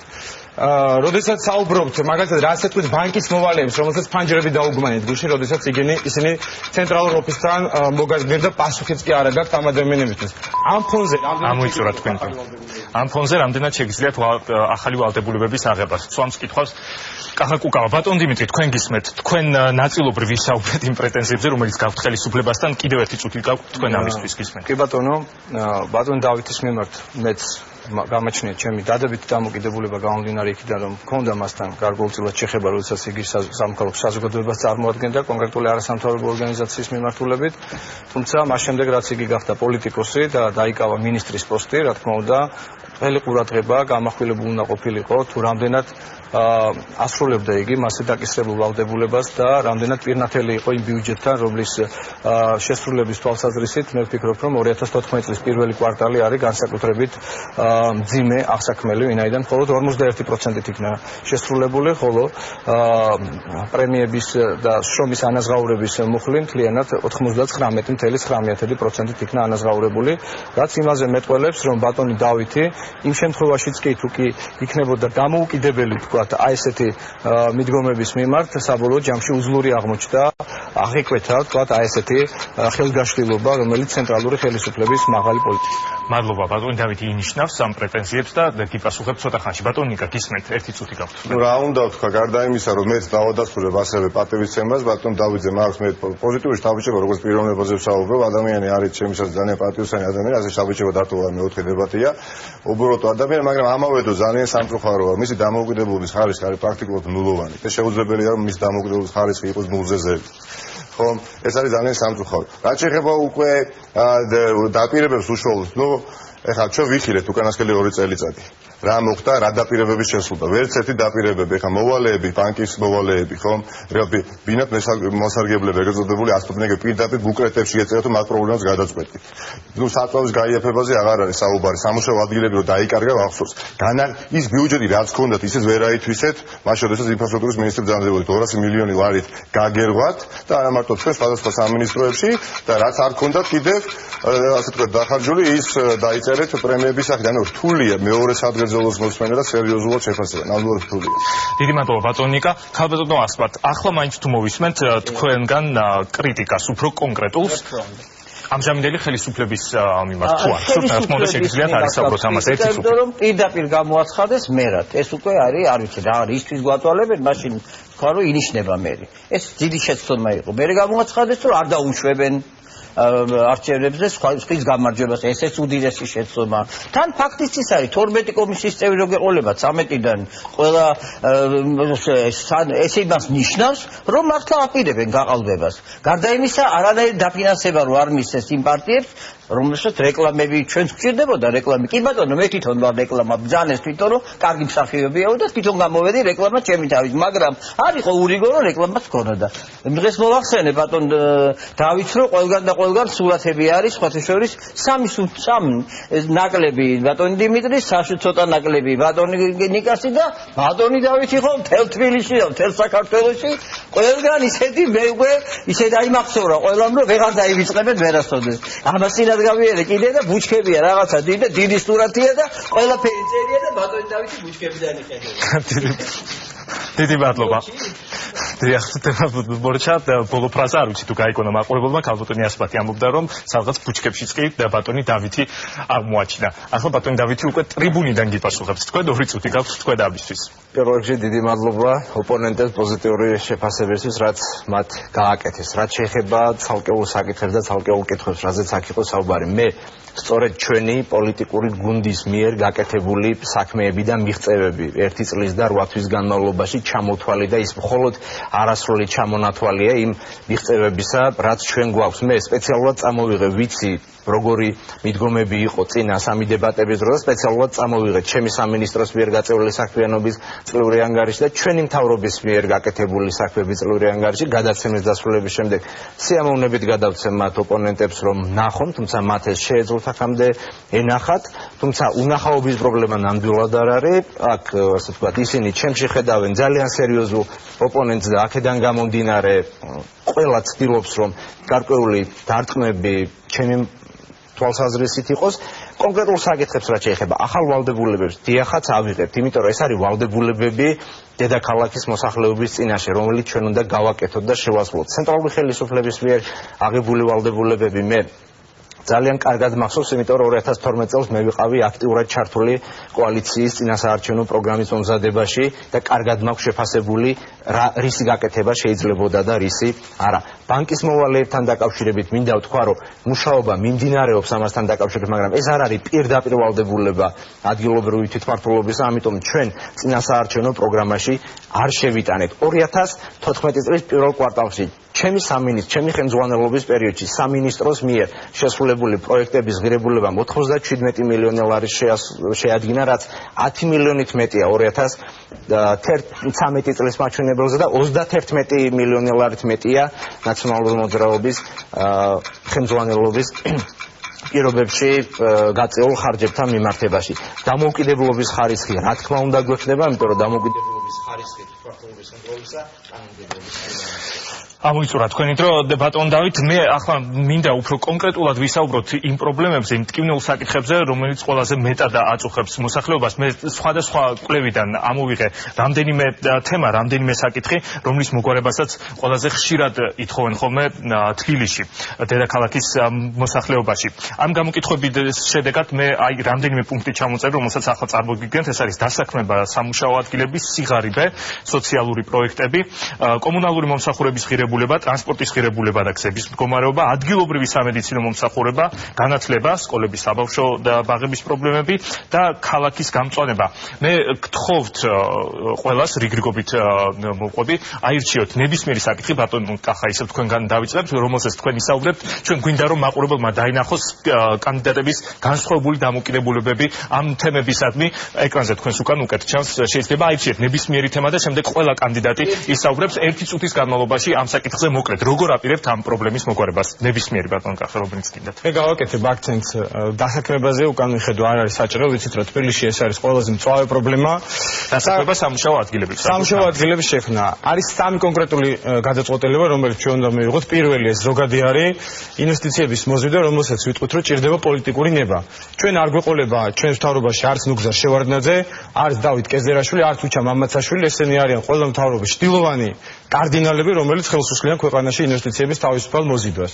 თბილისში, ჩემი გამარჯვების შემთხვევაში, ნებისმიერ ბიზნესმენს, რომელსაც უნდა თანხი ჩადება, ეცოდინება, რომ მისი ბიზნეს პარტნიორი არის თბილისის მერია და ის დაცული იქნება ყველანაირი რეკეტისგან. მეორე საკითხი აქ იყო უკვე საუბარი, ბატონმა დავით მათს გააკეთა ამაზე აქცენტი, მცირე მეწარმეებისთვის დაწესდება ფიქსირებული გადასახადი, მცირე სესხები უკვე გაიცემა ჩემი ინიციატივით, 10 მილიონი ლარი გამოიყო თბილისის ბიუჯეტიდან. გუშინ მე ვიყავი ერთ-ერთ მიკროსაწარმოში აღმაშენებლის გამზერზე, ეს არის თეკის რეწვა და შემიძლია ვთქვა, ასე ვთქვათ, როგორც ჩემი მოღვაწეობის შედეგი, რითაც შემიძლია, ასე ვთქვათ, თბილისელების წინაშე წავსდგე, რომ ეს ადამიანი უკვე მიიღებს უახლოეს დღეებში 50,000 ლარიან სესხს, რაც მას მისცემს რამოდენიმე დამატებით ადამიანის დასაქმების საშუალებას. და აუცილებლად უნდა ვთქვათ, იგივე ეროვნული წარმოების შექმნაზე, ეს არის უმთავრესი დაპირება, რომელიც ჰქონდა ყველა მთავრობას და ჩვენ თავს მოვიტყვევთ საქართველოში სამუშაო ადგილების შექმნის მთავარი რესურსი, ეს არის სოფლის მეურნეობის გადამამუშავებელი წარმოება და მსუბუქი მრეწველობა. ძალიან მარტივად რო ვთქვათ ჩვენ ტელემაყურებლისთვის გასაგებ ენაზე. როდესაც აჭარაში, მაგალითად, პება, ციტრუსი და ეს კადრები ყველას გვინახია, ხო, ყოველწლიურად ბოლო წლების მანძილზე 500 მილიონი დოლარი ცენტრალურმა მთავრობამ თბილისის პანორამასთვის კი არ უნდა გამოყოს, უნდა გამოყოს იმისთვის, რომ გაიხსნას ფორტოხლის წვენების ქარხანა. იგივე, ეს არის ჩვენი ქვეყნის გადარჩენა, სამუშაო ადგილების რეალურად შექმნის ერთადერთი კონკრეტული გზა. დიდი მადლობა. ბატონ დიმიტრი, გისმენთ, ჩვენ ზუსტად დროს ამჯერად არ ვზომავთ, უბრალოდ რომ თქვენ მოახერხოთ აზრის დასრულება, ისევ დასაქმებაზე ვსაუბრობთ და სამუშაო ადგილებზე თქვენ როგორ აპირებთ ამ პრობლემის მოგვარებას? მე ვფიქრობ, რომ დასაქმების თვალსაზრისით უნდა გავითვალისწინოთ ის, რომ ყოველ 10 დასაქმებულზე 7-ს ქმნის საშუალო ბიზნესი და მე ვფიქრობ, რომ მცირე და საშუალო ბიზნესის განვითარების ფონდი იქნება ერთ-ერთი მთავარი გამოწვევა, რომელიც დადგება თვითმმართველობის წინაშე. მე ვფიქრობ, რომ მშენებლობა და ასევე ინფრასტრუქტურის განვითარება და ტურიზმი, ეს არის სამი ძირითადი კომპონენტი, რომელშიც შეიძლება ჩაიდოს ძალიან მნიშვნელოვანი, ასე ვთქვათ, რესურსი იმისთვის, რომ ადამიანები დასაქმდნენ.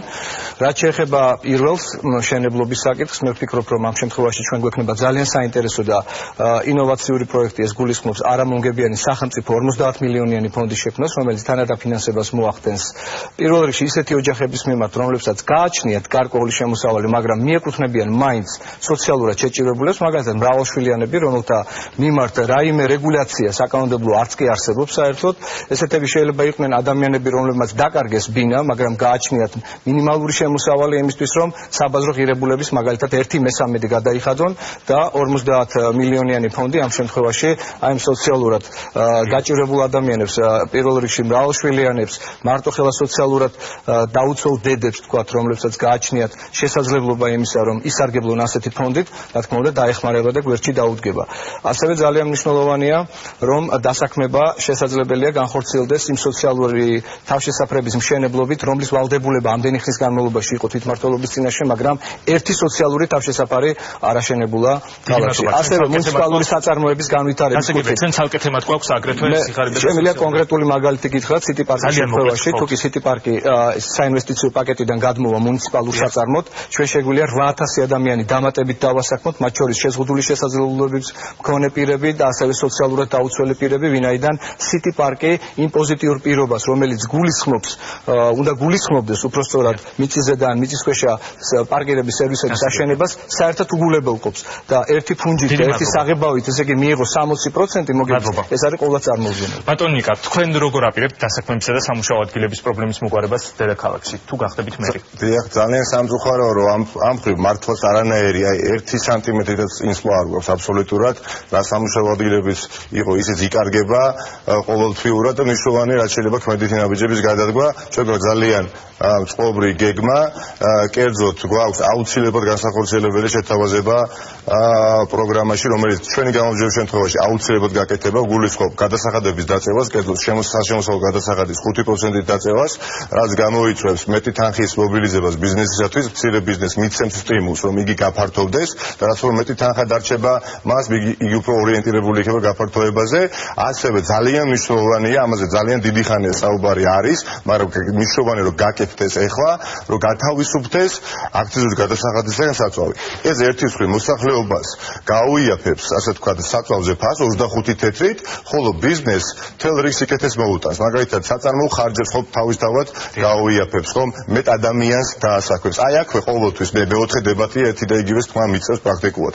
ჩვენი ოპონენტები გვეუბნებიან, რომ კი ბატონო, რომ გავაკეთოთ ეს 180 მილიონის არ შესვლას ბიუჯეტში გამოიწვევს, ანუ 180 მილიონი დააკრება მთავრობას.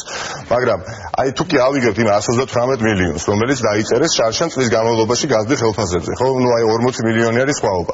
რა უფრო მნიშვნელოვანი იქნებოდა ეს პროექტი განვეხორციელებია, ჩვენ 180 მილიონი არ მოხმარებოდა ბიუროკრატიული აპარატის ზრდას, დეპარტამენტების უფროსებს და თავრობის ასე თქვათ წარმომადგენლებს არ დაეწერათ გაზრდილ ხელფასებზე მაღალი პრემიები თუ ეკონომიკა გაჯასაღებულიყო. ასევე მნიშვნელოვანია, რომ თქვენ იცით, რაც არ უნდა ჯანსაღი და პროგნოზირებადი გარემო შეუქმნას ჩვენ ბიზნესს, მნიშვნელოვანია, რომ თვითონ სახელმწიფომ შექმნას დამატებითი სამუშაო ადგილები და როგორ ინფრასტრუქტურული პროექტები, რომელიც ხორციელდებოდა წლების განმავლობაში და რომელიც შეაჩერა ცენტრალურმა ხელისუფლებამ, მათ შორის თბილისში, ხო? ბატონო, ამაზე ჩვენ შეგვიძლია ცალკე ვისაუბროთ, იმიტომ რომ ეს არ არის თავისთავად მხოლოდ ინფრასტრუქტურული ასე ვთქვათ პროექტი, რომელსაც ერთი სიკეთე მოაქვს. ეს ამ ინფრასტრუქტურული პროექტების განხორციელება არის ძალიან ქმედითი მექანიზმი მუნიციპალიტეტის ხელში, რომ შექმნას დამატებითი სამუშაო ადგილები და გამოაცოცხლოს სამშენებლო კომპანიები, გამოაცოცხლოს არქიტექტორები და ასე შემდეგ. ამაზე ჩვენ შეგვიძლია ცალკეც ვისაუბროთ კიდევ. ბატონო, ასმათ ვისმენთ, ლეიბორისტული პარტია როგორ აპირებს სამუშაო ადგილების პრობლემის გაუმჯობესებას ყოველ შემთხვევაში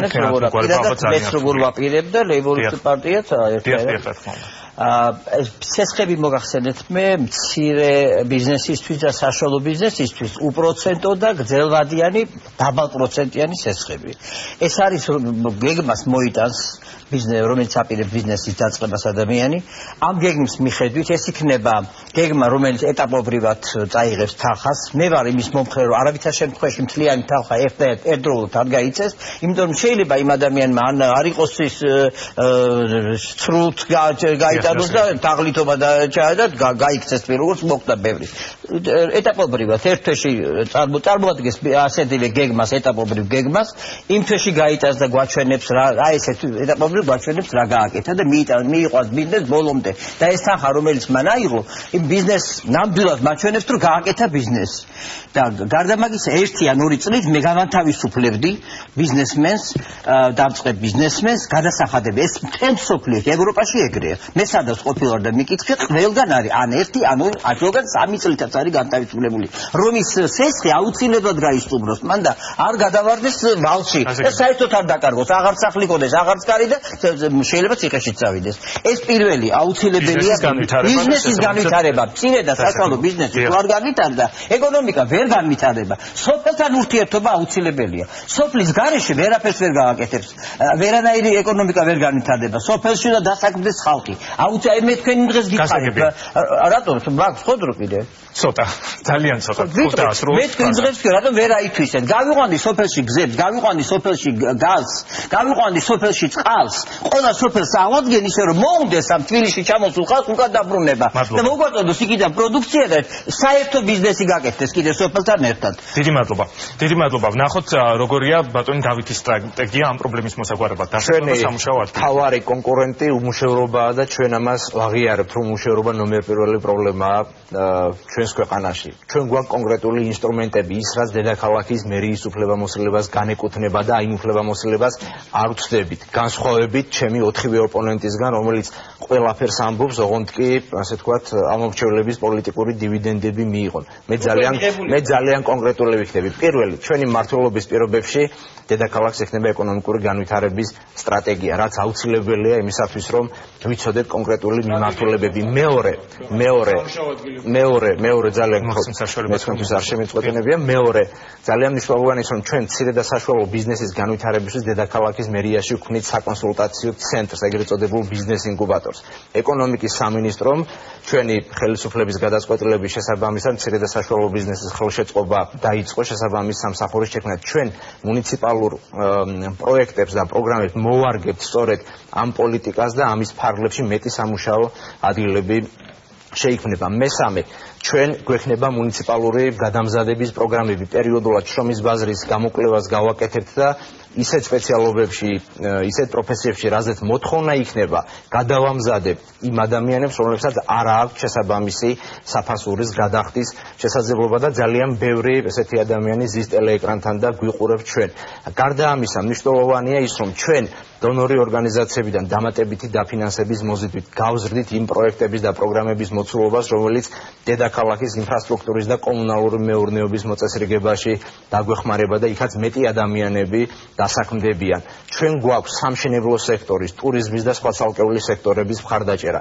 კერძოდ, მშენებლობასთან დაკავშირებით ჩვენ პირველ რიგში შეჩერებული კოოპერატიული ბინამშენებლობების განახლებას დავიწყებთ, რომელიც ვერც ჩვენმა წინა ხელისუფლებამ გააკეთა და ვერც იმის წინა ხელისუფლებამ. ამიტომ ის ვალდებულება, რაც ჩვენ ვაღიარეთ 2012 წელს, ჩვენმა ხელისუფლებამ აღიარა. დიდი მადლობა, რომ შესრულებული და აქაც სამუშაოებში დამატებითი ადამიანები დასაქმდნენ. ბატონ დავით, მე უბრალოდ დამატებით მინდა გკითხოთ და გთხოვთ მოკლედ მიპასუხოთ. მსგავსი დაპირებები, ვინაიდან თქვენ ხელისუფლების წარმომადგენელი ხართ, ამიტომ გკითხავთ თქვენ მსგავსი დაპირებები უკვე მოისმინა მოსახლეობამ ამ საკითხზე დასაქმებაზე და სამუშაო ადგილების პრობლემის მოგვარებაზე ჯერ კიდევ 2012 წელს. თუმცა ბევრი თulis რომ ეს დაპირებები საერთოდ ვერ სრულდება. რატომ უნდა გენდოთ კონკრეტულ ციფრს ვიტყვი. სტატისტიკას ამაზე მეტყოლებს და ეს არის ერთ-ერთი ყველაზე დიდი პრობლემა, რომელიც პირველ ადგილზე სახელდება მოსახლეობის მხრიდან. მხოლოდ სოფლის მეურნეობის პროგრამის ფარგლებში, რომელიც ჩვენ დავაფინანსებთ და 800,000-ზე მეტმა ადამიანმა მიიღო კონკრეტული ხელშეწყობა ხელისუფლების მხრიდან 10,000 ადამიანი დასაქმდა. სხვა სექტორებში 11,000 ადამიანი დასაქმდა, ანუ ჯამში 21,000 ადამიანით მეტი იყო დასაქმებული ჩვენი მმართველობის პირობებში, ვიდრე წინა პერიოდში. მე შემიძლია ამასთან დაკავშირებით.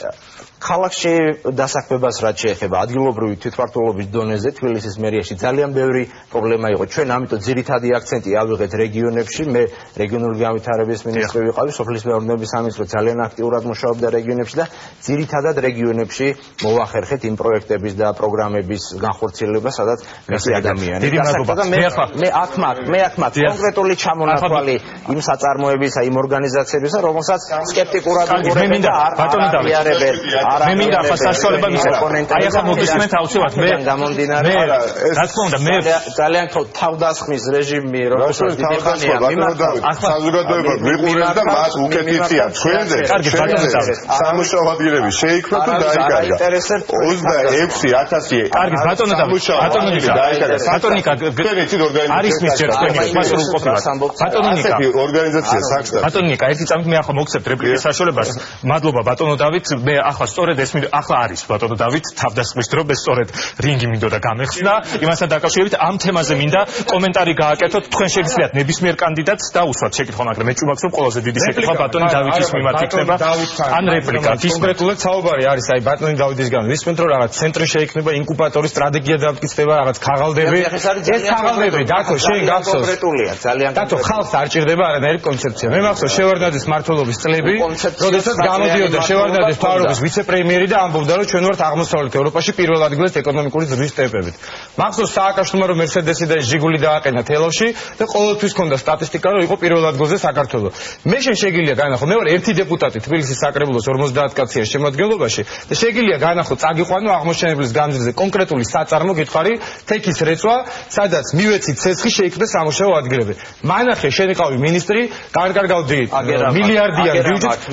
არა, ქაღალდი არ მინდა, ხო წავიდე. ნუსხა კაცო, შეგიძლია ხო წავიდე და მანახო საწარმო ერთი პატარა ფორტოხლის წვენის საწარმო, ჩაის საწარმო. ჩემი რა მინდა შენი შააშააშა, მოდი ერთად წავიდე. არ გეტყვი, ერთად რო წავიდე.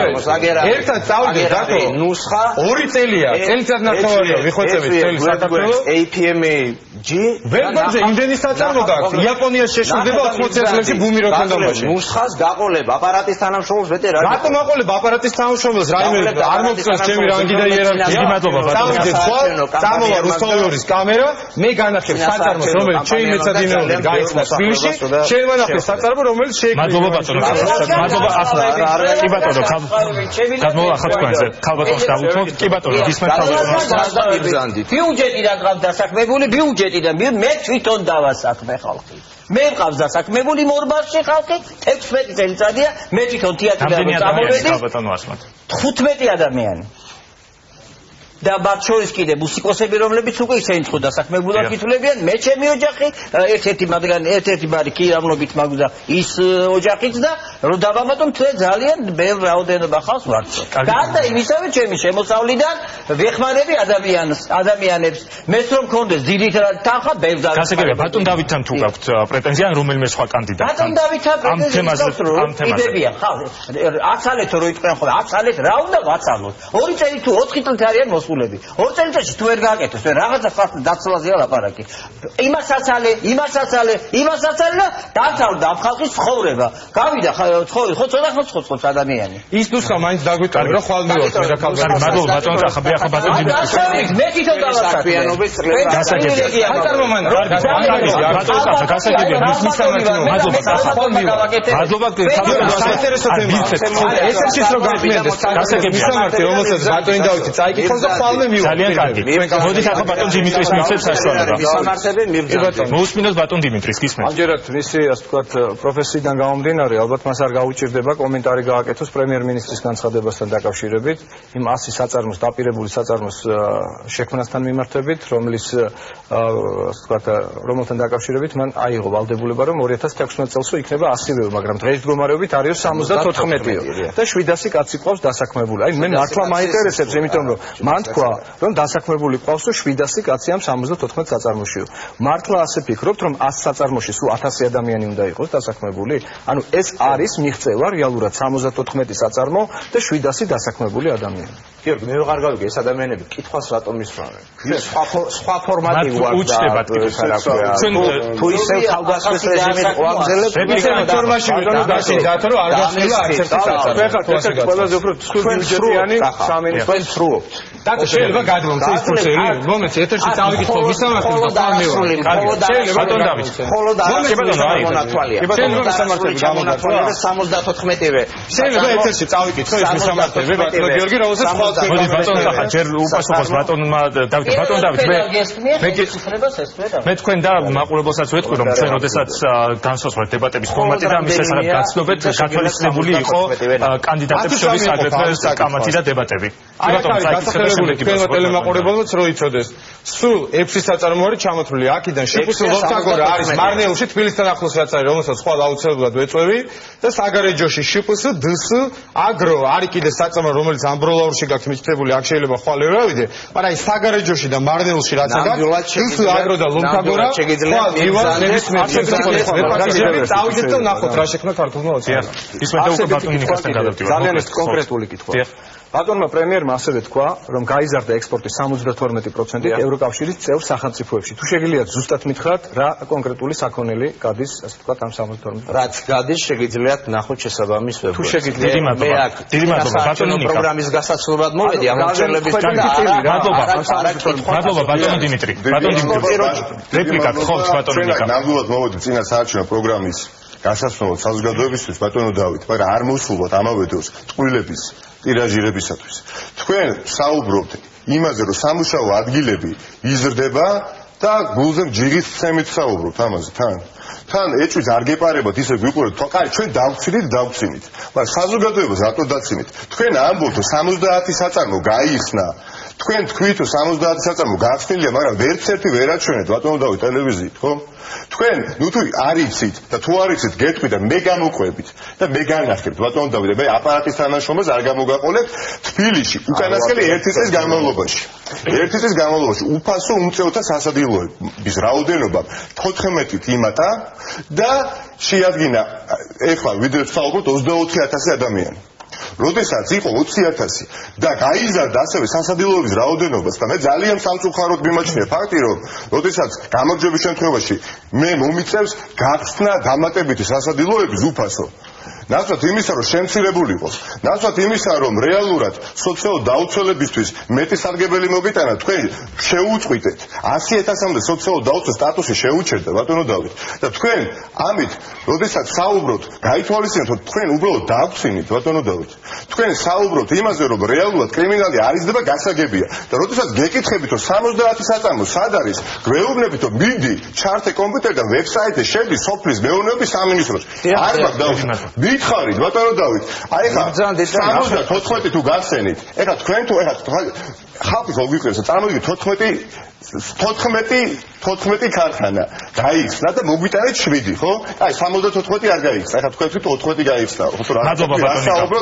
მე თვითონ ვერ გავიგე. მადლობა ბატონიკა მე უნდა მიცე ბატონ დავით არ იკადროთ პირველ რიგში თქვენ თავს არ აკადროთ. საზოგადოებას ნუ დავხსინეთ ამაზე. მადლობა ბატონიკა. სამწუხაროდ საქსტატი იცით ასეთი ორგანიზაცია?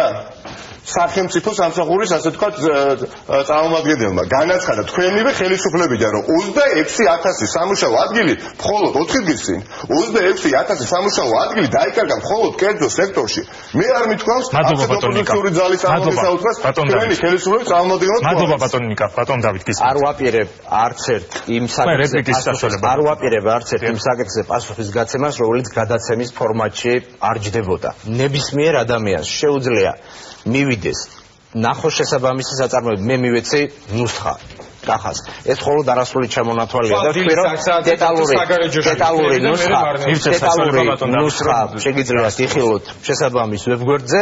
გარდა ამისა, სოფლის მეურნეობის სამინისტრო არის ის უწყება, რომელთაც თქვენ შეგიძლიათ მიაკითხოთ კონკრეტული დამატებითი ინფორმაციის მიღების. დიდი მადლობა ბატონ დავით. მე კიდევ ერთხელ შეგახსენებთ, რომ ჩვენ არ ვარღვევთ შეთანხმებული დებატების ფორმატს, ეს სწორედ ის ნაწილია, სადაც საუბრობდით იმაზე, რომ თავისუფალი კამათის საშუალებაც ექნებოდათ კანდიდატებს.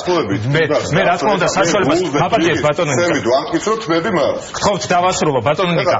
მე ყველა კანდიდატს ვაძლევ საშუალებას, რომ ერთმანეთის მიმართ გამოხატონ დამოკიდებულება, მაგრამ ბუნებრივია, რომ ყველას თქვენს მიმართ ექნება პრეტენზია, ვინაიდან თქვენ ხელისუფლებაში ხართ. ორწუთიანი ფორმატი მომეცით რეპლიკისთვის იმ ადამიანებთან და იმ ასე ვთქვათ კონკრეტულ გამონათქვამებთან მიმართებაში, რაც აქ იყო.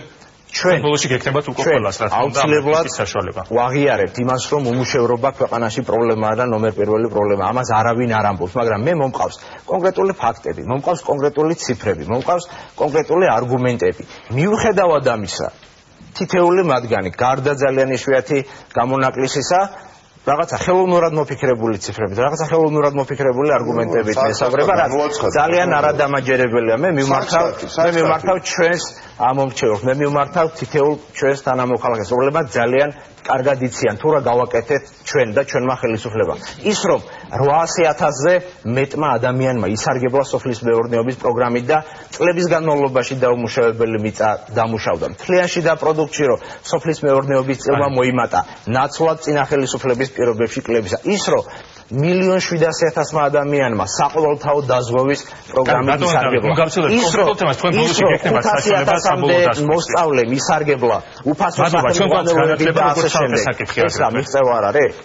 მადლობა ბატონო. შეგახსენებთ ყველა კანდიდატს კიდევ ერთხელ გექნებათ საშუალება, რომ საბოლოოდ მიმართოთ მაყურებელს და თუ რამე თემა დარჩა, რომელზეც გინდოდათ საუბარი, მოკლედ აგრეთვე აღნიშნოთ. მოდით გადავიდეთ შემდეგ თემაზე. ბატონო დიმიტრი, დასაქმებაზე და სამუშაო ადგილებზე ჩვენ უკვე ვისაუბრეთ. შეგვიძლია ამ მომენტისთვის დავივიწყოთ ეს თემა და აირჩიეთ ნებისმიერი სხვა თემა, რომელზეც თქვენ გსურთ საუბარი და შემდეგ ყველა კანდიდატი ისაუბრებს. ბატონო, სიღარიბე და სოციალური პროექტები არის შემდგომი საკითხი და შემდგომ საკითხს მივყვეთ თანმიმდევრობით. მე მინდა გითხრათ, რომ სიღარიბის დაძლევის კუთხით და საერთოდ მინდა აღვნიშნო, რომ ქართული ლექსიკა არის ძალიან მდიდარი, ხო, ამ კნინობითი ფორმების არის სიღარიბე, არის სიღატაკი, არის სიღატაკის ზღვარს ქვემოთ ყოფნის ესეთი მარეგულირებელი ნორმები და მე ვფიქრობ, რომ სიღარიბის მიმართ ჩვენ დამოკიდებულება უნდა იყოს ადეკვატური და უნდა პასუხობდეს მთავარ ნორმას, რომ ის შეესაბამებოდეს იმ მინიმუმს, საარსებო მინიმუმს, რომელიც დღეს სამწუხაროდ საქართველოში განსაზღვრულია 310 ლარის ოდენობით და დღევანდელი ეგრეთ წოდებული პენსია, რაც შემწეობა ნახევარიც არ არის საარსებო მინიმუმით გათვალისწინებული თანხისა. ეს არის მწარე რეალობა. აქედან გამომდინარე, ერთ-ერთი მთავარი ინოვაცია, რომელსაც ჩვენ თავაზობთ ცენტრალურ ხელისუფლებას. ეს არის ის, რომ კეთილდღეობის ინდექსი, რომელიც საჭიროებისა და მოხმარების ინდექსების თანაფარდობის ტოლია, გამრავლდეს იმ სიდიდეზე, რომელიც განუდება ყისიერად, თუ კი აღმოჩნდება, რომ ადამიანის შემოსავალი ნაკლებია საარსებო მინიმუმზე და აღარ იქნება დამოკიდებული სოციალურად დაუცველი სტატუსს მიკუთვნებული ადამიანის მდგომარეობა. აქვს თუ არა მას ნახმარი ფარდები, აქვს თუ არა ნაჩუქარი ტელევიზორი, ან 25 წლის მაცივარი აჩუქა თუ არა მას მეზობელმა ან რომელიმე მოწყალი ადამიანმა. ეს არის მე მგონი სამართლის პრინციპი, რაც პირველ რიგში სოციალური ნიშნით დისკრიმინაციის შესაძლებლობას გამორიცხავს. და როდესაც დისკრიმინაციის საკითხებზე ასეთი ბუმია ატეხილი ქვეყანაში, რა თქმა უნდა ვიცოდეთ, რომ ყოველი მეორე ჩვენი თანამოქალაქე სამწუხაროდ სოციალურად დაუცველი ამ შემთხვევაში არის დისკრიმინირებული ამ ნიშნით. არა, კიდევ დროში შეზღუდული ვართ ბატონო დიმიტრი, ამიტომ ძირითადი პუნქტები გქონდა რაღაცა ქრონომეტრაჟი დაგვეცეთ. ქრონომეტრაჟი, რომელსაც მე შეგახსენებთ ასე ზეპირად იმისათვის რომ ძალიან ბევრი გრაფიკა გვაქვს და არ აირიოს მაყურებელი. ბატონო კახა გისმენთ ასევე მოკლედ თბილისის ბიუჯეტი არის 800 მილიონი და ეს არის დღეს მაფიის ბიუჯეტი. ამას ჭამენ დღეს სხვადასხვა ტენდერებით, სხვადასხვა პრივატიზაციებით და ეს არის უკანასკნელი 20 წლის პრაქტიკა. ჩვენ გვაქვს რიკეზე 60 მილიონიანი საკონცერტო დარბაზი, ახალგაზრდული ოლიმპიადა, რომელიც ფინანსდება 60 მილიონით ასევე დედაქალაქის ბიუჯეტიდან და იმავდროულად გადის ტელევიზიაში კლიპები, რომ პატარა ქეთა აბაშიძეს $20,000 უნდა შეუგროვონ მარჯანიშვილის თეატრის მსახიობებმა და უამრავი სტატუს შეჩერებული სტუდენტი. ჩვენი ამოცანა არის, რომ ეს მაფიის ბიუჯეტი 800 მილიონი რეალურად ვაქციოთ თბილისის ბიუჯეტად. იყო ალეკო ელისაშვილის ინიციატივა გუშინ და მინდა აქ თქვენეთში მხარი დაუჭირო, რომ პერსონალური ავტომანქანების ექსპლუატაციის გრაფაში, მივლინებების გრაფაში, პრემიერების გრაფაში თბილისის ბიუჯეტი იქნება 0. ახალი საკონცერტო დარბაზების მშენებლობა და ოლიმპიადები იქნება 0. სამაგიეროდ არასრულწლოვანების მწვავე ოპერაციები თავიდან ბოლომდე, პირველიდან ბოლო თეთრამდე დაფინანსდება თბილისის ბიუჯეტის მიერ. სულ ერთ წინადადებას დავამატებ, რომ იცოდნენ თბილისელებმა ჩვენთან არ არის ბიუჯეტის თulis კულტურა საქართველოში, რა ჯდება ამ მწვავე საკითხების მოგვარება. აი მაგალითად სტატუს შეჩერებული სტუდენტები. მე დავამთავრე ამ ქვეყნის ყველაზე პრესტიჟული უნივერსიტეტის ყველაზე პრესტიჟული ერთ-ერთი ფაკულტეტი, თსეუს იურიდიული ფაკულტეტი. მიუხედავად იმისა, რომ ჩემი მშობლებიც არ იყვნენ დიდრები, ღარიბი ოჯახიდან ვარ გამოსული და მაშინ რომ ყოფილიყო დღევანდელი სისტემა, მე ვერ ვიქნებოდი უნივერსიტეტის იურიდიული ფაკულტეტის კურსდამთავრებული. დღეს არის სისტემა, რომელიც ღარიბი ოჯახიდან გამოსულ ბავშვებს არ აძლევს ამ ფაკულტეტების დასრულების უფლებას. დაახლოებით არის 1500 ლარი, თუ 30%-იანი გრანტი აქვს სტუდენტს გადასახდელი ყოველი წლის ბოლოს. ჩვენ რომ 1000 ბავშვი წავიღოთ, გიორგი, ერთ წინადადებას ვეთქვი. 1000 ყველაზე ნიჭიერი სტუდენტი და 1500 ლარი მას გადაუხადოს თბილისის ბიუჯეტმა, ეს იქნება 1,5 ლარი წლიურად. ანუ გროშები იმასთან შედარებით, რასაც ქალაქის ბიუჯეტი. მადლობა ბატონო კახა. რიკეში იმ სიმახინჯის აშენებაა. მოусმინოთ ნაციონალურ მოძრაობას ნიკა მელია, გისმენთ ბატონო ნიკა. რა თქმა უნდა, ჩვენ გვაქვს პროგრამები და პროექტები, რომელიც არის მზადმდგომარეობაში მოყვანილი და ელოდება ასე თქვათ მხოლოდ გამარჯვებას, რის შემდეგაც განხორციელდება ეს პროექტები, თუმცა თავარი ასე თქვათ რეცეპტი სიღარიბის დაძლევის და სოციალური ასე თქვათ პროექტების უფრო მკვეთრად განხორციელების არის სამუშაო ისევ ადგილების შექმნის, რასაც ჩვენ შევეხეთ და აღარ შევეხები, რაც უარესდება და უარესდება, თუმცა აქვე მინდა აღვნიშნო ის სოციალური პროგრამები მიზნობრივი, რომელიც მერიაში არსებობს, მაგრამ ჩვენ გამომდინარე იქიდან რომ სოციალური ფონდი დამძვიდა კიდევ უფრო ვაფართოვებთ ამ მიზნობრივ პროგრამებს. კერძოდ, ჩვენი გამარჯვების შემთხვევაში სექტემბრის თვიდანვე ამოქმედდება იაფი მგზავრობის პროგრამა მუნიციპალურ ტრანსპორტში, ანუ მეტროსა და ავტობუსში, ყველა პენსიონერი, ყველა პედაგოგი, ყველა სტუდენტი, ყველა სოციალურად დაუცველი, ყველა ვეტერანი უკვე თანხმდებ, ასე ვთქვათ, ოჯახის წევრებთან ერთად, ყველა შესაძლებლობის მქონე პირები თანხმდებ პირებთან ერთად ისარგებლებენ აბსოლუტურად უფასოდ. და ყველა სხვა დანარჩენი თბილისელი ნაცვლად 50 თეთრისა გადაიხდით მხოლოდ 20 თეთრს. რა თქმა უნდა, ეს არის იმ რეალობიდან გამომდინარე, რომელსაც ჩვენ აუცილებლად თვარი უნდა გავუსწოროთ, ვინაიდან ელემენტარულად A პუნქტი და B პუნქტამდე გადაადგილების საშუალება აღარ ეძლევა ძალიან ბევრს. იმიტომ დაიკარგა სამუშაო ადგილები და იმ პროექტების განხორციელებას უნდა შევუწყოთ ხელი, რომელსაც ჩვენ უკვე ვახორციელებთ პილოტურად, რომელზეც მოგვიანებით ვისაუბრებთ, ეს საკითხია, რაც შეამცირებს კომუნალურ ხარჯებს. მადლობა, ამაზე ძალიან მნიშვნელოვანია, რა თქმა უნდა, ვისაუბროთ. დიდი მადლობა. ქალბატონო ასმათ, თქვენ როგორ აპირებთ სიღარიბის დაძლევას და რა სოციალურ პროექტებს გეგმავთ? რა სოციალურ პროექტებს? პირველ რიგში დღევანდელი ტარიფი წყალზე გაუქმდება. აუცილებლად გადაიხედება ყველა ტარიფები და ტარიფები დაიწევს. ბენზინის ფასი უნდა გაიაფთესა. ბენზინის ფასის მომატება იწვევს ყველა პროდუქტზე ფასის მომატებას. აუცილებლად ჩემი ფეხით შევალ ყველა ოჯახში, ყველა სოციალურად დაუცველ ოჯახში და ის ტელევიზორი აქვს და რაღაც ეგ ჩემს არ არის საინტერესო. რა შამს ის, როგორ ცხოვრობს, მუშაობს თუ არა ვინმე ოჯახში, აქვს თუ არა შემოსავალი, ეს არის ანახავი. ყველა მათგანზე გაიცემა პენსიის სახით დახმარება, პასობიერო ქვია. ხო იცით თქვენ ეს რას ნიშნავს? ვინც არ მუშაობს, ვისაც არ აქვს არანაირი შემოსავალი, იმას სახელმწიფო ვალდებულია რომ მშიერი არ მოკვდეს. იმან უნდა სახელმწიფოს იმდენი მისცეს, რომ აუცილებელი რაც არის, პური, შაქარი, ხანისხან კარაქი, ხანისხან კარაქი, ხანისხან ხორცი, ყველი და რაღაც აუცილებლად ყოველთვის კონდეს ეს. ეს ყველა ოჯახში შევალ. მე თვითონ შევალ ყველასა. დღეს 5 შვილის მამამ დამირეკა და მთხოვა რომ თქვი იქო რომ ფშია ყველასო. და სამსახურს ვერ შევულობ, გევათ ხიდის ქვეშო დიდუბეში. სამუშაო ადგილები აუცილებლად უნდა იყოს. ამაზე ჩვენ ვისაუბრებთ. ამაზე ვისაუბრებთ ჩვენ. გარდა მაგისა, სტუდენტები, აი რომლებიც არიან უნიჭიერესი სტუდენტები, განთავისუფლებიან ისინი აუცილებლად გადასახადებს. განათლების პრობლემებია ჩვენ აგრეთვე განათლება არის სტუდენტები, იცით, იქნებ ბაჟაფშაველა, იქნებ გალაქტიონი მათგან რომელიმე, იქნებ კიდევ უფრო უკეთესი ვიღაცა. რატო არ ნამისებია ჩვენ საშუალება სწავლა განათლებს და არა მადლობა, ბევრი მაქვს საფრთხილი კიდევ.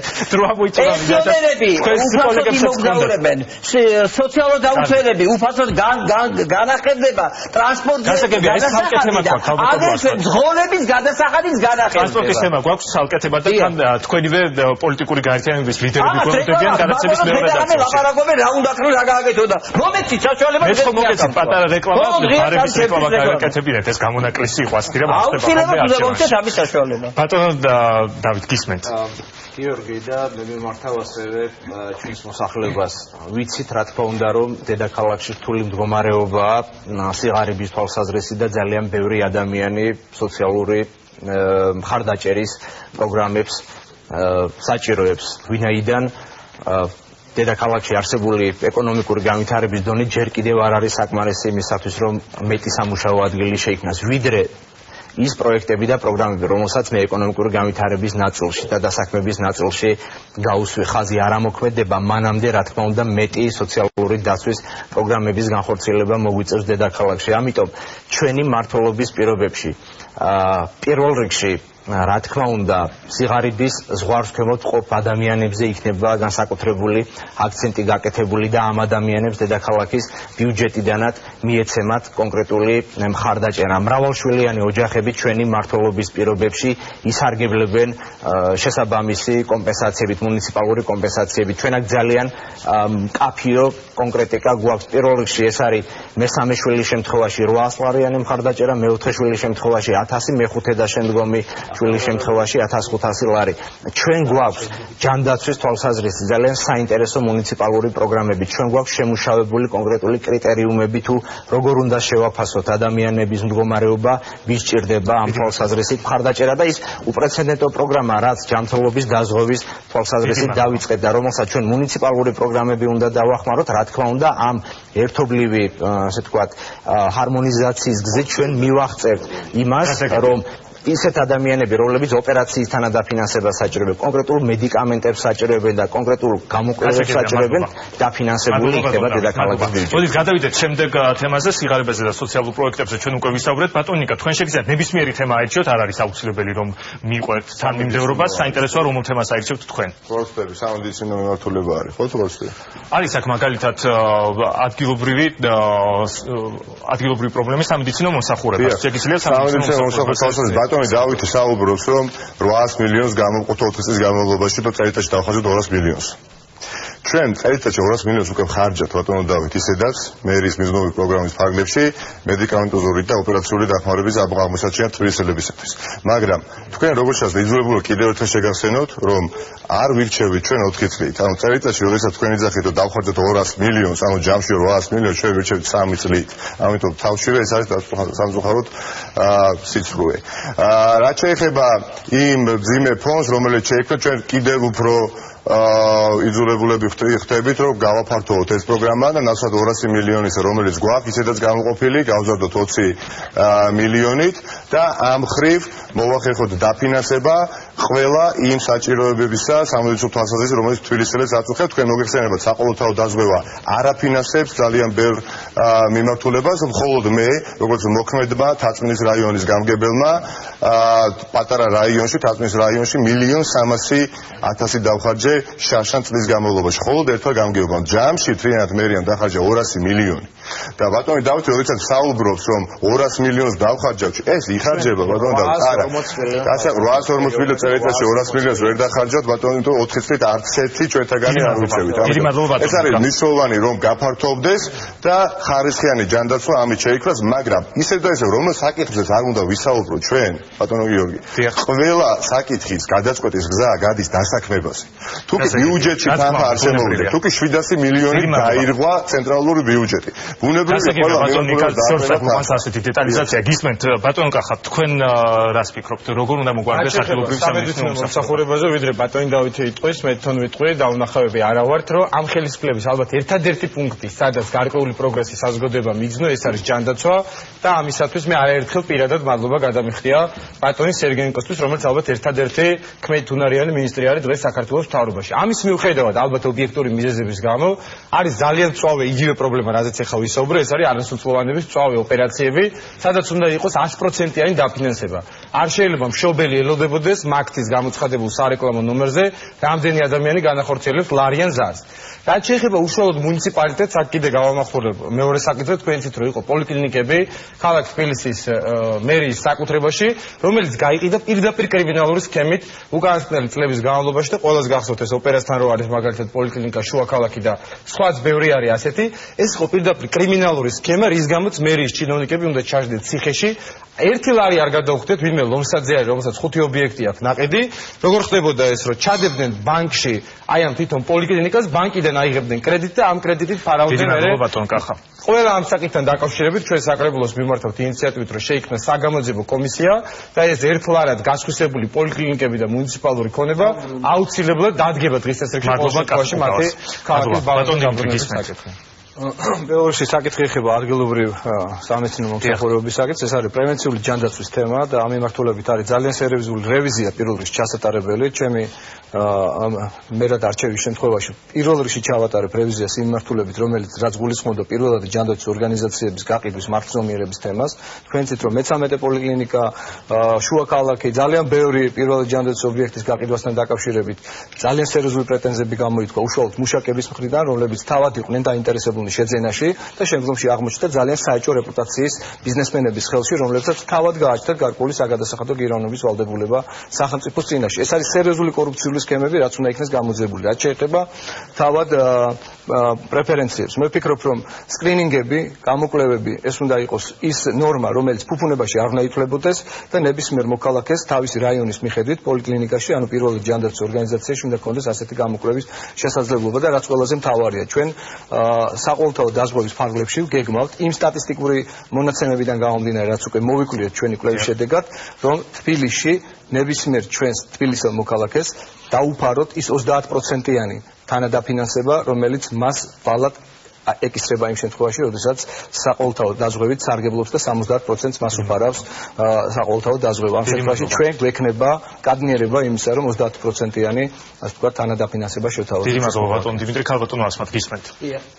სხვათა შორის ამ პოლიკლინიკებთან დაკავშირებით ზუსტად იგივე აზრები მაქვს. მე ვიცი რამოდენიმე პოლიკლინიკა, სადაც ხანძარი გააჩინეს და მერე ვითომ დაიწვა და გაიყიდა და ეგ კორპუსები აშენდა და კომერციული პარტები გაიყიდა მერე ქალაქის ცენტრში და მაგალითად ვაკეში არის ერთი რომ შესასვლელი აღარ არის, იმდენი კორპუსები აშენდა იქ, რომ შესასვლელში უკვე მანქანები აღარ ედება, როგორც ყველგან. ეს მართლა გადასახედია, სწორად ბრძანეს ბატონმა კახამაზ და ბატონმა დიმიტრიმაც გადასახედია, ვინ როგორ მე კიდევ ვნახე რომ ლარათ აქვს შესყიდული გუშინ წყნეთში ვიყავი, მთელი წყნეთის ტყე ხავს. ლარათ, ერთ ლარათ უშველებელი ფართო. ეს ყველაფერი გადასახედია სხვათა შორის.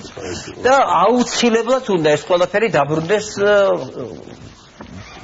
ქალაქს უნდა დაუბრუნდეს, მუნიციპალიტეტს უნდა დაუბრუნდეს. მე ეს ახლა 70%-ს რო იხდის მერია, ეს სახელმწიფო და 30%-ს კიდე იმ ხელად ფასი აქვს უკვე დადებული იმ ოპერაციის თანხა, რომ ის 30% უკვე დიდი თანხაა. ვეღარ იხდის ის პაციენტი, რომელსაც ის 30% ადის 3000 ლარამდე, ადის 1500. მე მაგათ ერთ შევახლოვეთ ნახევარი, მე გადაუხადებ და ნახევარი ეს ვიმათხოვეთ შევაგროვეთ და ისე გავაკეთებინეთ ოპერაცია. სწორი ბრძანა ბატონმა დიმიტრი, მუნიციპალიტეტმა მეც ესეთი გეგმა მაქვს ზუსტად, რომ ის 30%, რომელიც არ აქვს საშუალება, ვისაც საშუალება აქვს, წავა და სხვა კლინიკაში გაიკეთებს ძალიან ძვირფას კლინიკა გადაიხსეს იმ. ზოგი მიდის თურქეთში იქეთ, ზოგი მიდის გერმანიაში, იმათ აქვს და არ ჭირდებათ იმათ არ 70%. აი ვისაც არ აქვს ამის საშუალება, ის მუნიციპალიტეტმა უნდა დააფინანსოს. ბავშვებია მისახედი. მუნიციპალური საავადმყოფო ასაშენებელი სასწრაფო. რაზეც თქვენ ისაუბრეთ? სასწრაფო. რაც თქვენ აღნიშნეთ. დიდი მადლობა. ბავშვებისთვისაც სხვა და პოლიკლინიკები დასაბრუნებელი. მადლობა ქალბატონო ასმათ. ბატონ დავით გისმენთ. მე ვეთანხმები იმ საერთო პათოს რაც აქ იყო პოლიკლინიკებთან დაკავშირებით. ეს მართლაც სერიოზული პრობლემაა დედაქალაქში და როცა ჩვენ არსებული მდგომარეობის შეფასება გავაკეთეთ ჯანდაცვის ნაწილში, რა თქმა უნდა ნომერ პირველ პრობლემად დასახელდა და ეს სწორედ იმ ხელისუფლებამ გაყიდა, რომლის წარმომადგენლის დღეს აქ ბატონი ნიკამ მელია ბრძანდება. და ჩვენც აუცილებლად გამოვიძიებთ ამ საკითხს და არ დავტოვებთ ამას რეაგირების გარეშე. პარალელურ რეჟიმში ჩვენ ვიმუშავებთ იმაზე, რომ ეს ქსელი და ეს სისტემა მოვაწესრიგოთ და პირველადი ჯანდაცვა, რაც თვითმმართველობის კოდექსის მე-16 მუხლით თვითმმართველობის უფლებამოსილებას განეკუთვნება, იყოს დალაგებული, მოწესრიგებული და ადამიანს არ ეშინოდეს გამოკვლევის ჩატარების. მეორე, რაც მნიშვნელოვანია, ჩვენი მმართველობის პირობებში გვექნება ძალიან კონკრეტული ჯანდაცვითი პროგრამები პენსიონერებისთვის და სოციალურად დაუცველი ადამიანებისთვის და ისეთი ოპერაციები, ისეთი გამოკვლევები, რომელიც საყოველთაო დაზღვევის პროგრამით არ ფინანსდება, სრულად დაფინანსდება მუნიციპალიტეტის ბიუჯეტიდან. ჩვენ აუცილებლად მოვაწესრიგებთ სასწრაფო გამოძახების სამსახურის ოპერატიულობას და მასთან დაკავშირებულ პრობლემურ საკითხებს, რაც ასევე ძალიან მნიშვნელოვანია. ჩვენ ვიზრუნებთ და ვიმუშავებთ იმაზე, რომ დაავადებების პრევენციაზე გავაკეთოთ ძირითადი აქცენტი და არა ის, რომ მასობრივი გადამდები დაავადებები გავრცელდეს და შემდგომ მოვახდინოთ მასზე რეაგირება. პრევენცია ძალიან სერიოზული ინსტრუმენტია და უფრო ნაკლები დანახარჯებით შეგვიძლია ვიდრე თქვათ რაიმე დაავადების გავრცელების შემთხვევაში შედეგს მივაღწევთ. და კიდევ ერთი, რაც ჩვენ სხვებისგან განსხვავებს, არის ის, რომ ჩვენი პროგრამით ცხოვრების ჯანსაღი წესი ერთ-ერთი მნიშვნელოვანი მიმართულებაა. დღეს ჩვენი ახალგაზრდები ან საათობით ქუჩაში დგანან, ან საათობით კომპიუტერთან. ჩვენ ავაშენებთ მასობრივი სპორტის ობიექტებს, თითო რაიონს, თითო მრავალფუნქციური სპორტული კომპლექსი ექნება თავისი საცურაო აუზით, რათა ჯანსაღი ახალგაზრდა თაობა გავზარდოს. მადლობა. მოდით რეპლიკა პოლიკლინიკის საქმის გამოძიებას. ძალიან მოკლედ თქვენ. 9-ჯერ გადავეცით ეს ქალაქის პროკურატურას და ბადაშვილის პროკურატურამ 9-ჯერ გვიპასუხა უარით. ამიტომაც მე გთხოვდით თქვენ დარწმუნებული ვარ თქვენს გულწრფელ ძრახებში, და თქვენს კოლეგას ბადაშვილს უთხრათ, რომ დაკავდეს ამ საკითხით და ნუ იქნება კორუფციის და მადლობა. ახლა ხელისუფლებას და არსებობდა. აკლებდეს აგიყვნენ, რატო არ აკეთებდნენ ახლა? ეხლა რო იძლებენ დაპირებენ. კარგით, ახლა თქვენ შეგიძლიათ ქალბატონო ასმათ აარჩიოთ მომდევნო თემა, რომელსაც ჩვენ ვისაუბრებთ. მე გთხოვთ, ვინაიდან ჩვენი დრო იჭურება და თქვენი პარტიების ლიდერები გველოდებიან უკვე, რომ მათ აგრეთვე ისაუბრონ მტკივნეულ თემებზე, რომელიც აწუხებს მოსახლეობას, აი კომუნალური მომსახურების ღირებულება, ტრანსპორტის ღირებულება და გზების შეკედება, განათლება, სკოლების, საბავშვო ბაღების პრობლემა, ქალაქის გამწვანება. აი ეს საკითხებია, რომელზეც სურთ თქვენ საუბარი. ძალიან მინდა ქალაქის გამწვანება, ძალიან მინდა ტრანსპორტის ღირებულება და აგრეთვე კომუნალური რა ვიცი. ერთ-ერთი აირჩიეთ. მე ისიც იქნება, ხო? ყველას ვერ მოვასწრებთ, აი ხუთი თემა გვექნება, რომელსაც თქვენ აირჩევთ. ერთ-ერთი აირჩიეთ. მოდი ქალაქის გამწვანება. ქალაქის გამწვანება, კი ბატონო, გისმენთ. კატეგორია ქალაქის გამწვანება. ქალაქის გამწვანება. იგი რაც მე მინახავს სხვა ქვეყნებში გამწვანების პარკები და სკვერები, მე არსად არ მინახავს მსგავსი უბედურება, რაც ხდება ჩვენ. რომ სადმე ვინმე ბედავდეს, რომ პარკში აშენებდეს რაღაცას, პარკი იყიდებოდეს სადმე, ეს რომ ლონდონში გააკეთოს ვინმე, ჰაიდ პარკში, ან ჰოლანდ პარკში, ან სხვა, ან ელისეის მინდორზე ვიღაცამ ჩადგას თავისი რაღაცა შენობა, ან ძვირფასი ადგილია, ძვირფასად გაიყიდება, ესეთი რამე არცად არ ხდება. რაც ხდება ჩვენთან, რაც მოხდა ბაკის პარკში, რაც მოხდა ალექსანდროვის პარკი ერქვა იმას, ახლა სხვა პარკი ქვია. რაც მოხდა თბილისის პარკთან. ეს საოცრება, ეს არაფრით არ შეიძლება. თბილისს ალამაზებდა ეს ულამაზესი პარკები და არ შეიძლება ხელისხება სასწრაფოდ და შეჭერდეთ. რეკრეაციული ზონები, ბატონი კახა, თქვენ მე და თქვენ ერთად ვიყავით აქციაზე ვაკეში მესხე საუცხოს უკან რაკნეს. ზუსტად ჩემ თვალწინ 60 ნადრის ხე ნელ-ნელა მოჭრეს და გადაგდეს. გავიდოდი ერთ დღეს ხედავდი აღარ არის რამდენი. ისეც რა გასაგები, ანუ თქვენ ამბობთ რომ აღზავლებია შემოსავლები. შენ არ ჩუნდეს რაც არის. არაფრით ხელისხება იმისი არ შეიძლება. ისე ძვირ გადასახადს დავადებ ჯარიმას თითოეული ხეს ვერ გაბედოს ვერ არის მოჭრა და ყველა უნდა დარგოს ხე. მე მაგალითად ჩემი სახლის წინ გავაკეთე შესანიშნავი 1000 კვადრატული სკვერი, სადაც ჩემი ხელი, ჩემი თანხით და გავაკეთე ნაწილიღობე, გავაკეთე მწვანე და დარგე 10 დიდი ხე. გასაგებია, ქალბატონო ასმათ მე გქონდათ რაც მოკლედიდან თქვენ ლიდერები როგორც გველოდებიან უნდა ჟანგბადია, როგორ არ უნდა იცოდეს, ეს არის ჟანგბადი. ამის გარეშე სულთქვა შვილებმა ხონა ისუნთქვა. გისმენთ ბატონო კახა. შემოგვეცოლის სახით ვთქვი მარტინ პირდაპირ რომ მწვანე ზონაში, ქალაქის მწვანე ზონაში უნდა შეცდეს ყოველგვარი მშენებლობა, ის რაც ხდება დღეს ვაკის პარკში, კუსბაზე, ყვარაზის ხევში, გზანის მიკრორაიონებში, სადაც ასათიანზე, სადაც პირდაპირ პარკებში შენდება მაღალსართულიანი კორპუსები, ეს არის კრიმინალი. მეორე, ისტორიულ ზონაში, სადაც არის კულტურული მემკვიდრეობა, აგრეთვე გამორიცხული უნდა იყოს ყოველგვარი თბილისის პანორამა და მსგავსი ტიპის პროექტების განხორციელება და ბოლოს მთელს დანარჩენ თბილისში უნდა მოხდეს აუცილებლად ქალაქ პროექტის ტიპის მსგავსი ორგანიზაციის აღდგენა. ჩვენ გქონდა რამოდენიმე დღის წინ ძალიან საინტერესო შეხვედრა არქიტექტორთა კავშირში და აუცილებელი არის რომ გაუქმდეს ეგრეთ წოდებული ზონალური შეთანხმებები და კოეფიციენტების გაყიდვა და მხოლოდ კოლეგიალურ არქიტექტორებისაგან და ურბანისტებისაგან შემდგარ ორგანოს დაეკავოს გენერალურ გეგმაში ნებისმიერი ცვლილება. ბატონ დიმიტრი გისმენთ. ძალიან მნიშვნელოვანი საკითხია, რომელიც ვერ მოგვარდება იმ შემთხვევაში, თუ კი არ იქნება თბილისის განვითარების, ურბანული განვითარების გენერალური გეგმა. სივრცითი დაგეგმარება, არ იქნება მოწყობილი ურბანული ეკოსისტემა და რეალურად არ იქნება განსაზღვრული მართლაც წვავეთ თანაც ცენტრალური საკანონმდებლო დონეზე რეგულაციები, რომელიც სადამსჯელო სანქციებს გაატარებს იმ შემთხვევაში, თუ კი სკვერებში, რეკრეაციულ ზონებში მოხდება ხელოვნური ჩარევა. და დაწყებული დენდროპარკიდან დასრულებული ბოტანიკური ბაღით ნამდვილად ჩვენთვის უმნიშვნელოვანესია შევინარჩუნოთ ის, რაც ჯერ კიდევ შესანარჩუნებელია. რაღა კი თემა ეხება სკვერებს და პარკებს, მე არ შემიძლია არ შევეხო ეკოლოგიის ზოგადად ისეთ მნიშვნელოვან საკითხებს ეკოლოგიის წინაშე არსებულს, როგორიც არის მაგალითად კანონის მოქმედება, ეს არის ატმოსფერული ჰაერის დაცვის შესახებ კანონი, რომელიც 2000 წელს არის ჯერ კიდევ მიღებული, 2004-2007 წლებში გადმოვარდა, მაგრამ ვერა მოქმედა ერთ-ერთი მნიშვნელოვანი ნორმა, რომელიც ბენზინის ხარისხის დაცვას შეეხება.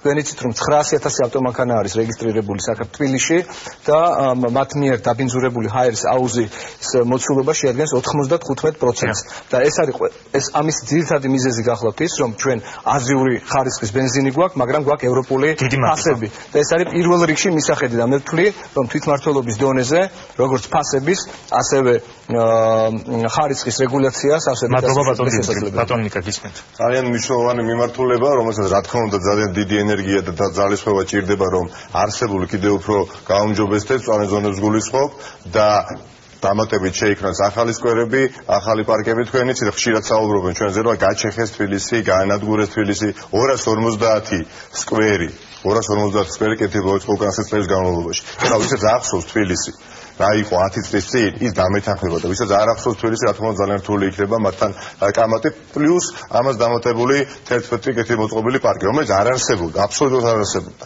მაგრამ რა თქმა უნდა იყო ეხა გადასტომები და მე მზად ვარ ეხა ის სადაც არ შეიძლება შენობის კიბატონო აშენება, მე მზად ვარ ჩემი წინამორბედის თანამედროვე პოლიტიკა ამ მიმართულებით გავაკრიტიკო, მაგრამ არ მივიღებ იმ კრიტიკას იმ ადამიანისაგან, რომელიც ორივე ხელს წელს ჯერ კიდევ არ არსებული პანორამა თბილისის, ასე ვთქვათ, დამტკიცებული პროექტის სასარგებლოდ, რომელიც მზად არის ხარი დაუჭიროს სოლოკის ქედის მოჭრას.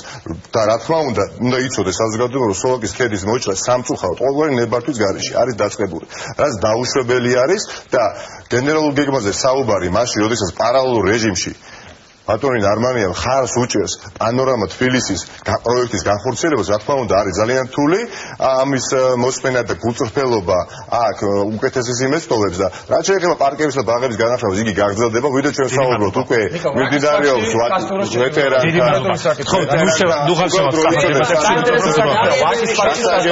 ამაზე ჩვენ საუბრობთ ის რაც იყო გადასტომები დამიჯერეთ ჩვენ რომ ვისაუბროთ ხალხატონო ასფალტ ჩვენ შორის არის ძალიან დიდი სხვაობა მე მზად ვარ ახლა თქვა რაც იყო პრობლემა წინაწილებში ამ მიმართულებით ხო კერძოდ მაგრამ არ შეიძლება უარყო ისაც გაკეთდა და რაც გაკეთდა თქვი ვიდრე ვსაუბრობთ კეთდება მაგალითად საბურთალოს წითელი პარკი ხო მაგალითად ვეტერანთა ბაღი პროექტირება დამთავრდა ექსპორტებულ კირგვიძეს ბაღი მაგის საფრთხეზე შეგვიძლია პეკინიდან გაგარინის მიმართულებით